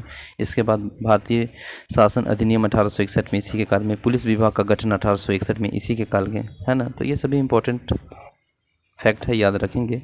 यह भारत की कंपनी द्वारा नियुक्ति अंतरिम गवर्नर जनरल था और ब्रिटिश सम्राट के अधीन नियुक्ति भारत का प्रथम वायसराय था। और इसी के समय में सबसे महत्वपूर्ण घटना थी सन 1857 का ऐतिहासिक विद्रोह, है ना। और इसी के विद्रोह के बाद प्रशासनिक सुधार के अंतर्गत भारत का शासन कंपनी के हाथों में सीधे ब्रिटिश सरकार के नियंत्रण में ले लिया। और कैनिंग के समय 1861 में उच्च न्यायालय और अधिनियम बनाया गया, और जिसके अनुसार पुरानी सुप्रीम कोर्ट के सदर अदालतों को समाप्त कर दिया गया, तथा कलकत्ता, मद्रास और मुंबई में एक एक उच्च न्यायालय की स्थापना की गई। 1866 में आगरा के उच्च न्यायालय की स्थापना की गई, जिसे 1875 में इलाहाबाद स्थानांतरित कर दिया गया था। कैनिंग के समय में 1856 ईस्वी में विधवा पुनर्विवाह अधिनियम स्वतंत्र रूप से लागू हुआ। भारत में पहला कानूनी विधवा विवाह की बात करेंगे तो 7 दिसंबर 1856 में ईश्वर चंद्र विद्यासागर प्रेरणा से देख रेख में संपन्न हुआ। 1856 इसमें पैतृक संपत्ति के संबंधित जो कानून बनाया गया, उसके अनुसार यह निश्चित किया गया कि धर्म परिवर्तन करने पर किसी भी व्यक्ति को उसके पैतृक संपत्ति का वंचित नहीं किया जाएगा। 1857 में कैनिंग के समय ही महालेखा प्रशिक्षण पर सर्जन किया गया, जो कि स्वतंत्रता के बाद नियंत्रण एवं महालेखा परीक्षण कहलाया, ठीक है ना। भारत में शासन अधिनियम 1858 के तहत मुगल सम्राट के पद को समाप्त कर दिया गया था। मेकाले द्वारा मारूपित दंड संहिता 1858 में कानून बना दिया गया, और 1859 ईस्वी में अपराध विधान संहिता लागू की गई। डॉक्ट्रेट ऑफ लेप्स यानी व्यक्तिगत सिद्धांत की बात करेंगे, यानी राज्य विलय की नीति को समाप्त करने का श्रेय जाता है, तो ये इन्हीं को जाता है। साथ ही साथ 1861 में इंडियन काउंसिल एक्ट पारित हुआ तथा पोर्टफोलियो प्रणाली लागू हुआ, तो ये सभी श्रेय जाता है आपको लॉर्ड कैनिंग को। इसके बाद आता है लॉर्ड एलिंगन, जो कि 1862 से 1863 में, बस इसमें 1-2 पॉइंट याद रखेंगे। लॉर्ड एलिंगन 1862 से 63 में बहावी आंदोलन, है ना, पश्चिमी उत्तर सीमा प्रांत में कबायलियों का दमन किए गए, चलाया गया अम्बेला अभियान, तो ये इंपॉर्टेंट है इसमें, है ना। इन्हें बहावी आंदोलन का दमन किया। 1863 में धर्मशाला हिमाचल प्रदेश में इनकी मृत्यु हो गई। लॉर्ड लॉरेंस की अगर बात करेंगे, लॉर्ड लॉरेंस जो 1864 से 1869 ईस्वी तक, और इसमें इंपॉर्टेंट है भूटान युद्ध जो कि 1865 में हुआ, और कलकत्ता, मुंबई, मद्रास में हाईकोर्ट की स्थापना, तो यह लॉर्ड जॉन लॉरेंस के ही समय में हुआ है, तो याद रखिएगा। 1865 में भूटान ब्रिटिश साम्राज्य का आक्रमण किया। अफगानिस्तान के संबंध में इन्हें हस्तक्षेप की नीति अपनाई और शानदार निष्क्रियता के नाम से जाना जाता है, ठीक है ना। तो ये सभी इंपॉर्टेंट पॉइंट हम लोग किस में देखें, लॉर्ड जॉन लॉरेंस, ठीक है ना। इसी के समय में उड़ीसा के सन 1866 में तथा बुंदेलखंड राजपूताना 1868 से 1869 में भीषण अकाल पड़ा, और इन्हें हेनरी कैपवेल के नेतृत्व में एक अकाल आयोजित का गठन किया गया, ठीक ना। सन 1865 में इसके द्वारा भारत एवं यूरोपियों के बीच प्रथम समुद्री टेलीग्राम सेवा शुरू की गई। और लॉर्ड मेयो की अगर हम बात करेंगे तो इसका कार्यकाल है 1869 से 1872। इसमें वन लाइनर अगर हम फैक्ट को बात करेंगे तो सबसे पहले आप सभी जानते हैं काठियावाड़ के जो कि राजकोट कॉलेज तथा भारतीय युवा राज्यों के राजनीतिक प्रशिक्षण देने के लिए अजमेर में मेयो कॉलेज की स्थापना इन्हीं के समय में। भारतीय सांख्यिकी सर्वेक्षण की स्थापना इन्हीं के समय में। कृषि वाणिज्य विभाग की स्थापना लॉर्ड मेयो के ही कार्यकाल में। केंद्र तथा प्रांतों के मध्य में राजस्व बंटवारे की नया प्रणाली की शुरुआत 1871 में इन्हीं के काल में। 1871 में भारत का प्रथम जनगणना इन्हीं के काल में। राज्यों में रेलवे की व्यवस्था का शुभारंभ की अगर बात किया जाए तो लॉर्ड मेयो के काल में। तो ये सभी इंपॉर्टेंट है। लॉर्ड मेयो ने अजमेर में 1872 में मेयो कॉलेज की स्थापना की, बिल्कुल सही है। 1872 में कृषि विभाग की स्थापना की। एक अफगान शेर अली अफदीनी ने 8 फरवरी 1872 में चाकू मारकर हत्या कर दिया। भारत में अंग्रेजों के समय में प्रथम जनगणना 1872 में, माफ़ कीजिएगा हम 1871 उसमें बोल दिए थे तो प्लीज़ सॉरी। और 1872 इसका राइट आंसर होगा। प्रथम जनगणना लॉर्ड मेयो के कार्यकाल में हुआ था, है ना। लॉर्ड नॉर्थबुक 1872 से 1876। लॉर्ड नॉर्थबुक 1872 से 1876, ठीक है ना। इसमें अगर हम बात करेंगे लॉर्ड नॉर्थ बुक में, तो 1872 से 76 में आपको देखने को मिलेगा 3 इंपॉर्टेंट लाइन, जो कि प्रिंस ऑफ वेल्स ऑफ भारत यात्रा 1875। इसके बाद अगर हम बात करेंगे तो बंदोड़ा गायकवाड़ का मुकदमा, पंजाब में कूका आंदोलन, ये सभी इसी के कार्यकाल में हुए हैं। इस समय इसमें अगर देखेंगे बंगाल के भयानक अकाल पड़ा और इसने बदौड़ा के महालराव गायकवाड़ को भ्रष्टाचार के आरोप में पदच्युत पर मद्रास भेज दिया, है ना। लॉर्ड नॉर्थ बुक ने यह घोषणा की कि मेरा उद्देश्य करों को हटाना तथा अनावश्यक वैधानिक कार्यवालों को बंद करना था। पंजाब में प्रसिद्ध कूका आंदोलन की इसी समय में हुआ। इसी के समय में स्वेज नहर खुल जाने के लिए भारत का ब्रिटिश बीच व्यापार वृद्धि हुई। लॉर्ड लिटन के संबंधी देखेंगे और लॉर्ड लिटन से इम्पॉर्टेंट हम लोग अभी प्रश्न को देखेंगे, मतलब फैक्ट को देखेंगे। लॉर्ड लिटन सबसे पहले 1876 से 1880 इसका कार्यकाल है। देखिए अगर हम बात करेंगे लॉर्ड लिटन से संबंधित, तो आप सभी जानते हैं इसका इम्पोर्टेंट टाइम 1876 से 1880 में। और इसमें वन लाइनर की अगर देखेंगे तो 1876 से 78 में भयंकर दुर्भिक्ष, जिसमें मद्रास, मुंबई, मैसूर और हैदराबाद, मध्य भारत में कई ऐसे हिस्से हैं जो कि पंजाब में बुरी तरह से प्रभावित हुए थे। रिचर्ड एस्टेचडी की अध्यक्षता में अकाल आयोग की नियुक्ति 1878 में हुआ। साथ ही साथ राजकीय उपाधि अधिनियम 1876 में ब्रिटेन की महारानी विक्टोरिया ने केसर-ए-हिंद की उपाधि के धारण की, इसी के समय में। वर्चुअल प्रेस एक्ट 1878 इसी के समय में। आर्म्स एक्ट 1878 इसी के समय में। द्वितीय अफगान युद्ध 1878 से 80 इसी के समय में है। ये सभी इंपॉर्टेंट कुछ टाइमलाइन था जो कि मैं डिस्कस किया। और इसे देख लेते हैं कि लॉर्ड लिटन यह प्रसिद्ध उपन्यासकार, निबंध लेखक और साहित्यकार था। साहित्यकार में इसे ओवन मेरेडिस के नाम से जाना जाता है। और इसके समय में ही बम्बई, मद्रास, हैदराबाद, पंजाब, मध्य भारत के आदि के भयंकर अकाल पड़ा। और लिटन ने रिचर्ड एस्टेटजी की अध्यक्षता में 1878 में एक अकाल आयोजन की नियुक्ति की है। 1 जनवरी 1877 ईस्वी में ब्रिटेन की महारानी विक्टोरिया ने केसर-ए-हिंद की उपाधि सम्मानित करने के लिए दिल्ली दरबार में आयोजित किया गया। और मार्च 1878 में लिटन ने भारतीय समाजपत्र अधिनियम, वर्चुअल प्रेस एक्ट पारित कर भारतीय समाचार पत्र पर कठोर प्रतिबंध लगा दिया। और विशेषकर राष्ट्रवादी समाचार पत्र में श्रम प्रकाश के प्रतिबंध करने के लिए कानून के प्रावधान था। और कि अगर कोई अखबार में कोई आपत्तिजनक चीज़ छापती है तो उसे सरकार उसके प्रिंट प्रेस सहित सारी समाप्ति जब्त कर लेगी, है ना, कर सकती है। और पाथनियम अखबार ने वर्चुअल प्रेस एक्ट 1878 का समर्थन किया। इसी के समय में सन 1878 में भारतीय शस्त्र अधिनियम पारित हुआ, जिसके तहत शस्त्र करने एवं व्यापार करने के लिए लाइसेंस अनिवार्य रूप से दिया गया। इन्हें सिविल सेवा प्रशिक्षण में प्रवेश की अधिकतम आयु सीमा 21 से घटाकर 19 वर्ष कर दिया गया था। 1857 में सिविल सेवा प्रशिक्षण में समाप्त होने वाली जो आयु एज था वो 23 वर्ष से निर्धारित की गई थी, जो कि 1859 ईस्वी में वायु सीमा को घटाकर 22 वर्ष और 1886 ईस्वी में इसे घटाकर 21 वर्ष कर दिया गया था, ठीक है ना। लिटन में अलीगढ़ में एक मुस्लिम एंग्लो पार्सी विश्वविद्यालय की स्थापना की। लॉर्ड रिपन से संबंधित इंपॉर्टेंट देखेंगे तो अफगान की संधि 1861 में, मैसूर के शासन की गद्दी की वापसी 1881 में, श्रमिकों की दशा को सुधार के लिए प्रथम कारखाना अधिनियम पारित 1881 में। लॉर्ड लिटन के समय में ही वर्चुअल प्रेस एक्ट की समाप्ति 1882 में, इसी के समय में। वित्तीय विकेंद्रीकरण की नीति नियमितीकरण इसी के समय में। स्थानीय स्वशासन संबंधित सरकारी प्रस्ताव 1882 इसी के समय में। सर विलियम हंटर की अध्यक्षता में शिक्षा आयोग की नियुक्ति 1882 में, इसी के समय में। इल्बर्ट बिल की विवाद 1883-84 आपका लॉर्ड लिटन के ही समय में है। तो ये सभी इंपॉर्टेंट डेडलाइन है। प्रधानमंत्री ग्लैडस्टोन के परामर्श में रिपन ने सर्वप्रथम समाचार पत्रों के स्थापना के बहाल करते हुए सन 1882 में वर्चुअल प्रेस एक्ट की समाप्त कर दिया। और भारतीय भाषाओं में प्रकाशित होने वाली समाचार पत्रों को भी वही सुविधा दी गई जो अन्य समाचार पत्रों की समाप्ति।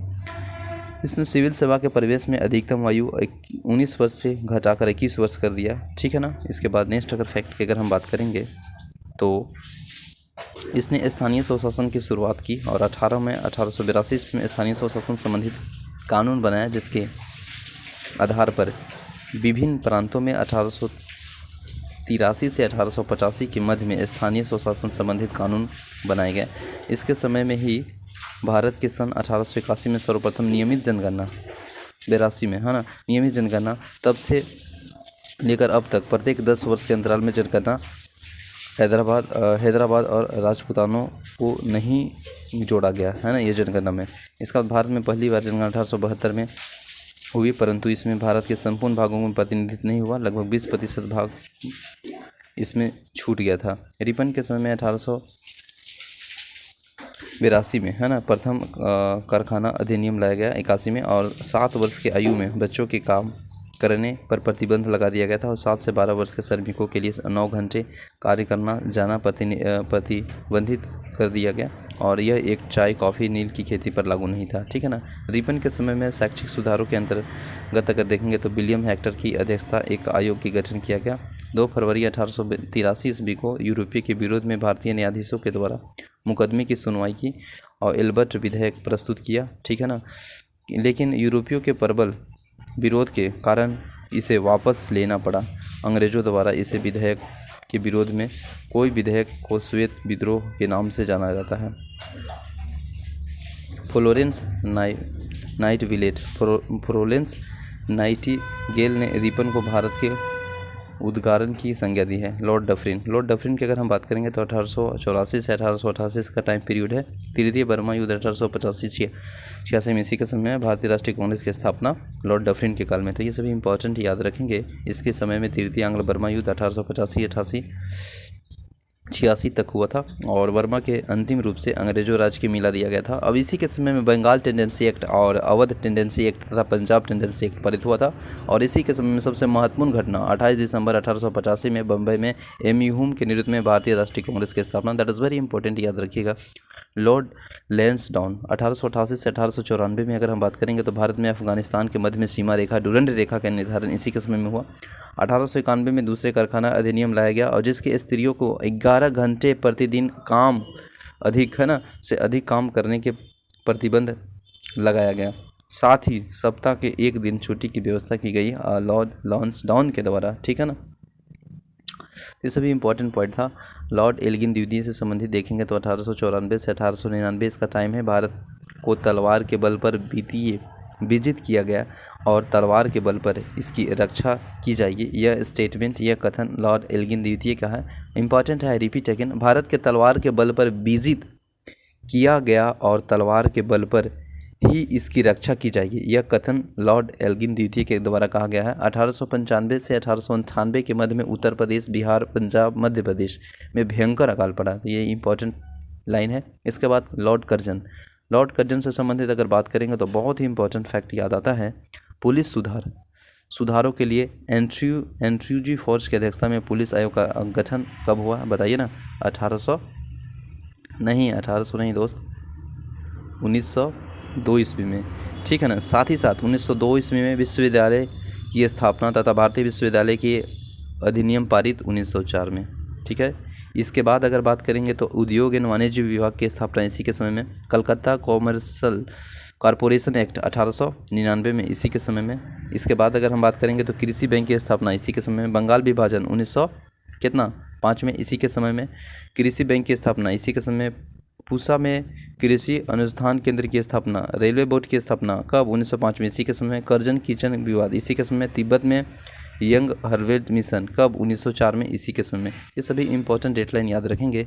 अगर हम बात करेंगे लॉर्ड कर्जन तो 1899 में कर्जन के भारतीय टक्कन और पत्र मुद्रा अधिनियम पारित कराकर अंग्रेजों ने स्वर्ण मुद्रा को भारत की कानूनी मुद्रा घोषित कर दिया।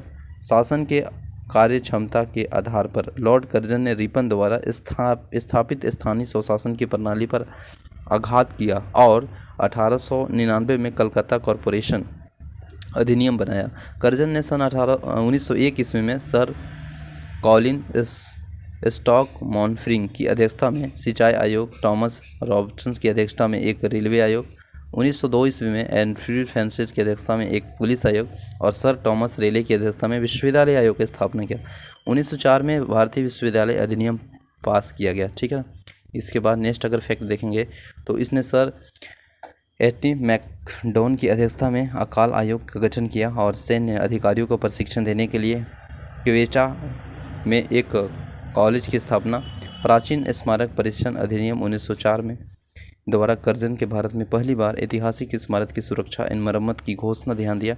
इसी के कार्य में कर्जन के भारतीय पुरातात्विक विभाग की स्थापना की है। करजन के 1909 ईस्वी में सहकारी उद्योग समिति अधिनियम बनाया गया जिसके द्वारा ही सहकारी समितियां की स्थापना करके किसानों को उचित ब्याज पर रुपया कर्ज देने की व्यवस्था की है। इन्हें कृषि बैंक की स्थापना खुलवाया। 1901 ईस्वी में कृषि इंस्पेक्टर जनरल की नियुक्ति की और इसके समय 1905 ईस्वी में पूसा में एक कृषि अनुसंधान संस्थान खोला गया। करजन के समय ही पहली बार प्रत्येक प्रांत और केंद्र स्तर पर एक निदेशक के अधीन एक पृथक गुप्तचर विभाग की स्थापना की गई। लॉर्ड करजन के समय में कीचनर परीक्षा की सैन्य प्रशिक्षण में शामिल करने सेना की युद्ध क्षमता को बढ़ाया गया और इसी के कार्यकाल में के दौरान कलकत्ता के विक्टोरिया मेमोरियल हॉल का निर्माण हुआ। ठीक है ना। करजन के भारत विरोधी कार्यों में सर्वाधिक महत्वपूर्ण कार्य था और 1905 में बंगाल का विभाजन 19 जुलाई 1905 में बंगाल का विभाजन का निर्णय की घोषणा शिमला में की गई। इसका प्रारूप प्रकाशित की गई। सितंबर 1905 में उसे सम्राट के भी स्वीकृति दे दी और 16 अक्टूबर 1905 को इस बंगाल विभाजन की योजना के लागू किया गया। बंगाल को दो प्रांतों में बांटा दिया गया और एक पूर्वी बंगाल और असम प्रांत, दूसरा पश्चिमी बंगाल, है ना। पूर्वी बंगाल का मुख्यालय ढाका में बनाया गया और लेफ्टिनेंट गवर्नर एन एंड्रयूज फ्रेजर्स को बनाया गया। गवर्नर जनरल के कार्यनी के सैनिक सदस्यता के अधिकारियों को प्रश्न कर करजन का प्रधान सेनापति किचनर के मदद से मतभेद हो गया और जिसने भारत सचिव के किचनर पक्ष लिया और इसमें असंतुष्ट होकर अगस्त 1905 में लॉर्ड करजन के त्यागपत्र दे दिया गया था। अब देखेंगे लॉर्ड मिंटो द्वितीय के टाइम 1905 से 1910 में है। इसमें इंपॉर्टेंट याद हम लोग करेंगे 1907 में सूरत अधिवेशन की कांग्रेस विभाजन और आगा खां द्वारा मुस्लिम लीग की स्थापना 1906 में इसी के समय में हुआ, है ना। इसके समय में आगा खान सलीम खां के द्वारा ढाका में 1906 में मुस्लिम लीग की स्थापना, 1907 में कांग्रेस द्वारा सूरत अधिवेशन की कांग्रेस का विभाजन किसके काल में, लॉर्ड मेंट्यू द्वितीय के काल में, ठीक है ना।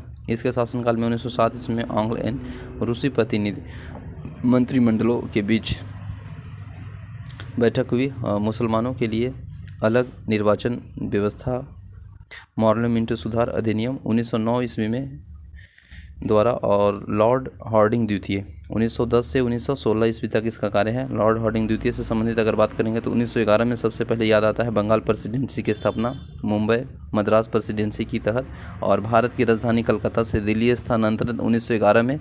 मदन मोहन मालवीय द्वारा हिंदू महाविद्यालय की स्थापना 1915। सम्राट जॉर्ज पंचम की भारत यात्रा के उपलक्ष्य में दिल्ली दरबार का आयोजन 1911 में। सभी ये जाता है किसको, लॉर्ड हार्डिंग द्वितीय के समय में, ठीक है ना।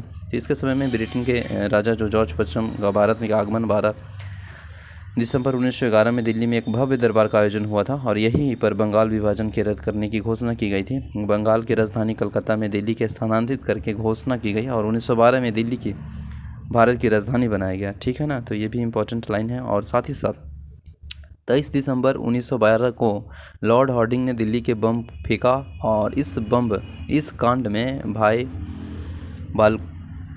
बालमुकुंद की फांसी की सजा दी गई थी, ठीक है ना। और इसी के समय 28 जुलाई 1914 में प्रथम विश्व युद्ध प्रारंभ हुआ। इसी के शासनकाल में फिरोज शाह मेहता ने बॉम्बे क्रॉनिकल एवं गणेश शंकर विद्यार्थी वृत्तांत का प्रकाशन किया। 1916 में Lord Hardinge Banaras Hindu college के विश्वविद्यालय की स्थापना कुलपति नियुक्त किए गए, 1916 में लॉर्ड हार्डिंग ने बनारस हिंदू विश्वविद्यालय की कुलाधिपति नियुक्त किया गया, तो ये भी इम्पोर्टेंट है। इसके बाद लॉर्ड चेम्सफोर्ड 1916 से 1921 इम्पोर्टेंट, इसमें देखेंगे हम लोग, बहुत ही इम्पोर्टेंट है लॉर्ड चेम्सफोर्ड। सबसे पहले अगर बात करेंगे तो तिलक एंड एनी बेसेंट द्वारा पृथक में होम रूलिंग की स्थापना इसी के समय में। कांग्रेस का लखनऊ अधिवेशन 1916 में इसी के समय में। कांग्रेस एंड मुस्लिम लीग की मध्य लखनऊ समझौता 1916 में इसी के समय में।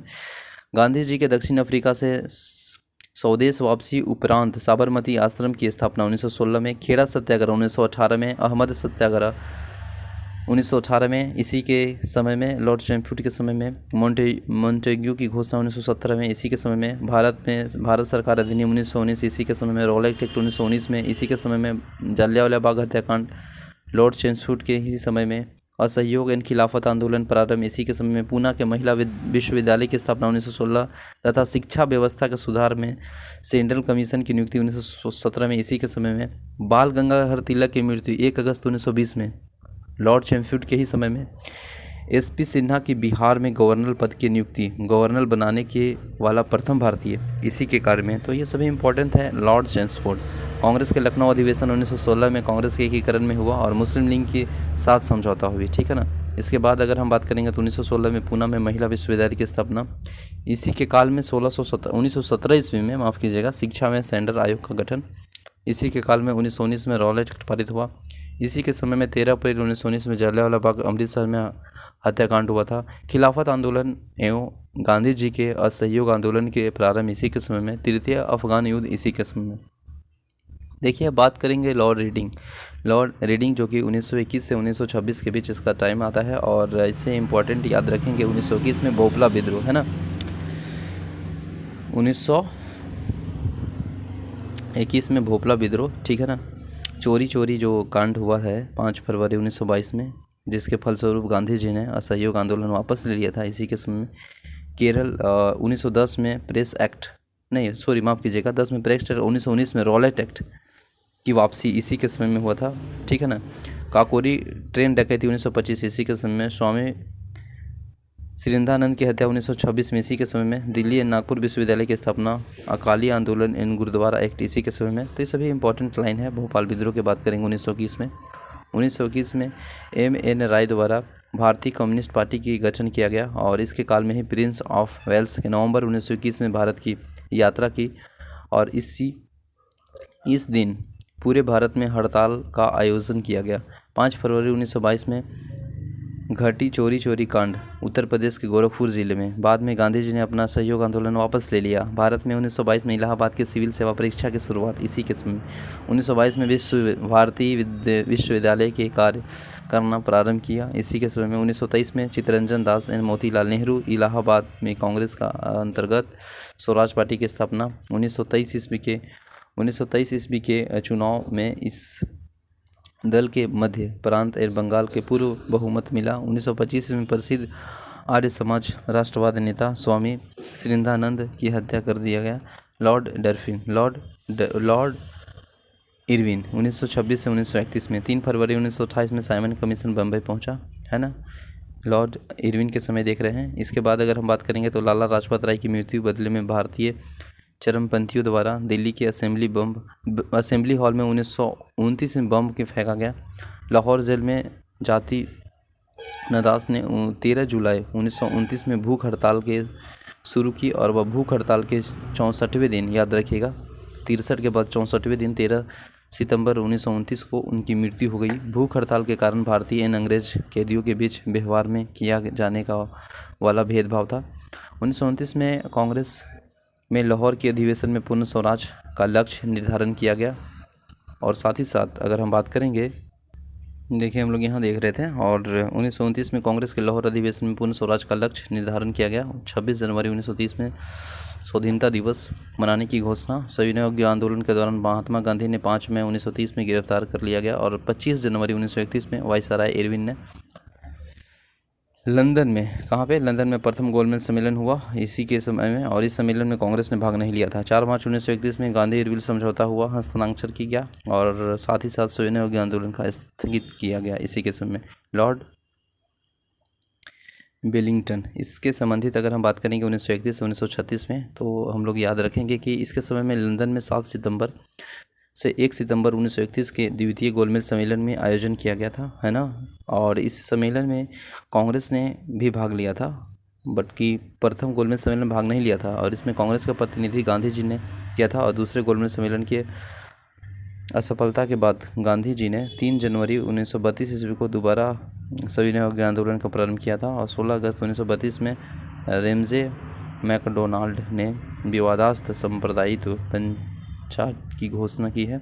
इसके अनुसार दलितों को हिंदुओं में अलग मानकर उन्हें अलग प्रतिनिधि देने के कहा गया है, और दलित वर्गों के लिए अलग निर्वाचन मंडल का प्रावधान किया। इसमें गांधी जी बहुत दुखी हुए, और उन्होंने इसे हटाने के लिए आमरण उपवास प्रारंभ कर दिया। अंत में एक समझौता, जिसे पराई पूना समझौता कहते हैं, और किया गया, जिसमें दलित वर्गों के लिए साधारण वर्गों में ही सीटों का आरक्षण किया गया। और पूना समझौता 24 सितंबर 1932 में हुआ था, तो ये भी याद रखेंगे। साथ ही साथ देखेंगे अभी हम लोग 17 नवंबर से 24 दिसंबर 1932 ईस्वी तक लंदन के तृतीय गोलमेज सम्मेलन का आयोजन हुआ। कांग्रेस ने इसमें भाग नहीं लिया, और बिहार में 1934 ईस्वी में भयंकर भूकंप आया। भारत सरकार द्वारा अधिनियम 1935 पास किया गया। इसी के समय में लॉर्ड विलियम बेंटिंग कांग्रेस के बम्बई अधिवेशन 1915 में हिस्सा लिया था, और इस अधिवेशन की अध्यक्षता सर सत्येंद्र प्रसन्न सिन्हा ने किया था। नेक्स्ट अगर बात करेंगे लॉर्ड लिनगीथगो, तो 1936 से 1943 में इसके समय में पहली बार चुनाव कराया गया। कांग्रेस के 11 में 8 प्रांत यानी बम्बई, मद्रास, बिहार, संयुक्त प्रांत, मध्य प्रांत, उड़ीसा, उत्तर प्रदेश, सीमांत प्रांत, असम ने अपनी सरकार बनाए। प्रथम 6 प्रांतों में कांग्रेस को स्पष्ट बहुमति मिली थी, और बंगाल, असम, उत्तर पश्चिमी सीमा प्रांत, पंजाब और सिंध में कांग्रेस को पूर्ण बहुमत नहीं मिली थी। 1 सितंबर 1939 को द्वितीय विश्व युद्ध का प्रारंभ हुआ, और ब्रिटिश सरकार ने बिना भारतीयों से पूछे भारत को भी युद्ध में झोंक दिया। कांग्रेस ने इसका विरोध करते हुए नारा दिया, न कोई भाई न कोई पाई, और इसने अपने ही द्वारा शासित प्रदेशों के सभी मंत्रिमंडलों को त्यागपत्र दे दिया। 1 मई 1939 को सुभाष चंद्र बोस ने फॉरवर्ड ब्लड नामक की एक नई पार्टी बनाई, और मार्च 1940 में लाहौर अधिवेशन में पहली बार पाकिस्तान की मांग किया गया। इस प्रस्ताव को प्रारूप सिकंदर हयात ने खान के बयान था, और जो कि फजलुल हक के प्रस्तुत किया था, और खजी कुलचामा का उसका समर्थन किया था। 8 अगस्त 1940 ईस्वी में अगस्त प्रस्ताव अंग्रेजों के द्वारा लाया गया। ठीक है ना, अंग्रेजों के द्वारा लाया गया। इसके बाद अगर हम बात करेंगे अंग्रेजों के द्वारा लाया गया, मार्च 1942 में क्रिप्स मिशन भारत आए, और कांग्रेस ने मुस्लिम लीग दोनों क्रिप्स प्रस्तावों को स्वीकार कर लिया। पंडित जवाहरलाल नेहरू ने मौलाना अब्दुल कलाम क्रिप्स मिशन के साथ कांग्रेस के अधिकारी वार्ता करके ठीक ना। इसके बाद अगर हम बात करेंगे तो 9 अगस्त 1942 ईस्वी को कांग्रेस ने भारत छोड़ो आंदोलन प्रारंभ किया। ठीक है ना, ठीक है। और भारत छोड़ो आंदोलन के अगस्त क्रांति के नाम से भी जाना जाता है। इसके बाद लॉर्ड वेवेल देखेंगे 1944 से 1947। वायसराय ने 25 जून 1945 को शिमला में एक सम्मेलन बुलाया, और इस सम्मेलन में कांग्रेस प्रतिनिधि का नेतृत्व अबुल कलाम आज़ाद ने किया था, और गांधी जी ने सम्मेलन में भाग नहीं लिया, यद्यपि वे शिमला में उपस्थित रहे। सम्मेलन के दौरान मुस्लिम लीग के द्वारा शर्त रखी गई कि वायसराय की कार्यकारिणी परिषद में नियुक्त होने वाले सभी मुस्लिम सदस्यों का चयन वह स्वयं करेगी। मुस्लिम लीग का यह अंडियल रुख 14 जुलाई तक बना रहा, अतः वेवेल 14 जुलाई 1945 को सम्मेलन में विफलता की घोषणा की, और 1945 में है ना 1945 में क्विलेंट इटली की अध्यक्षता में वाली लेबर पार्टी की सरकार द्वारा की गई प्रथम कार्यवाही अंतर्गत भारत में आम चुनाव करवाया था। दिसंबर 1945 में घोषणा चुनाव परिणामों के केंद्रीय विधानसभा एवं प्रांतीय विधान मंडलों में कांग्रेस की पर्याप्त बहुमत मिला। केंद्रीय विधानसभा में कांग्रेस का निर्वाचन क्षेत्रों में 91.3% मत मिले। मुस्लिम लीग ने सभी मुस्लिम सीटें जीत ली, और प्रांतीय विधानमंडल में कांग्रेस को बम्बई, मद्रास, संयुक्त प्रांत, बिहार, उड़ीसा, मध्य प्रांत में पूर्ण बहुमत मिला। मुस्लिम लीग ने बंगाल तथा सिंध में बहुमत मिला, और पंजाब में कांग्रेस अकालियों एंड यूनियलिस्ट पार्टी की साझा सरकार बनी। ठीक है। इसके बाद नेक्स्ट अगर पॉइंट देखेंगे तो कैबिनेट मिशन 1946 में भारत आया, और इसी के मिशन के सदस्य में स्टेफोर्ड क्रिप्स, पैट्रिक लॉरेंस, एवी अलेक्जेंडर। 20 फरवरी 1947 को प्रधानमंत्री Lord Clement Italy labour party ने हाउस ऑफ कॉमन में यह घोषणा की। जून 1948 ईस्वी तक प्रभुत्व भारतीय के हाथ में दे दिया और लॉर्ड माउंटबेटन मार्च 1947 में से जून 1948 ईस्वी तक सत्ता हस्तांतरण के लिए 24 मार्च 1947 को भारत का गवर्नर जनरल लॉर्ड माउंटबेटन की बनाया और 3 जून 1947 को माउंटबेटन योजना घोषित। इसमें भारत विभाजन शामिल था। ठीक है, शामिल था। इसके बाद नेक्स्ट अगर पॉइंट देखेंगे हम लोग थोड़ा सा, तो 4 जुलाई 1947 ईस्वी को, ठीक है ना,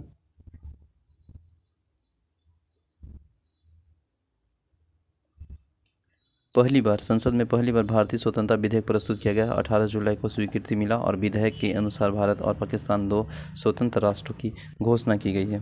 15 अगस्त 1947 को भारत स्वतंत्र हुआ, ठीक है ना, और स्वतंत्र भारत का प्रथम गवर्नर जनरल लॉर्ड माउंटबेटन बने, ठीक है ना, लॉर्ड माउंटबेटन बने, है ना। तो ये इंपॉर्टेंट याद रखेंगे। स्वतंत्र भारत के प्रथम अंतिम गवर्नर जनरल चक्रवर्ती राजगोपालचारी हुए। इसके बाद यहाँ पे दिया गया है प्रमुख विद्रोह, है ना, अंग्रेज शासन के विरोध जो प्रमुख विद्रोह हुआ है।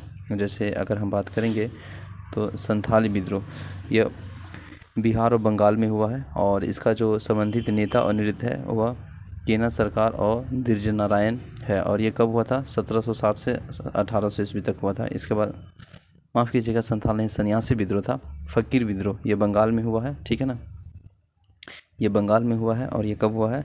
1776 से 1777 में। पहाड़िया विद्रोह बिहार के भागलपुर में हुआ है। इसका नेतृत्व कौन कर रहे थे? तिलका मांझी।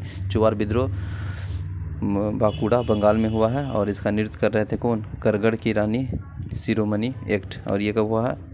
1798 में। इसके बाद है चेरो विद्रोह जो कि झारखंड के पलामू में हुआ है और ये भूषण सिंह इसका नेतृत्व किया था और ये कौन है? 1800 ईस्वी में इसका समय था, ठीक है ना। इसके बाद है पॉलीगरो की विद्रोह जो कि तमिलनाडु में हुआ है।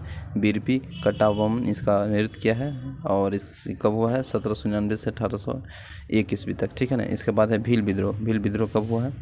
भील विद्रोह हुआ है पश्चिम घाट में और सेवाराम इसका नेतृत्व कर रहे थे और ये कब हुआ है? 1825 से 1831 ईस्वी तक।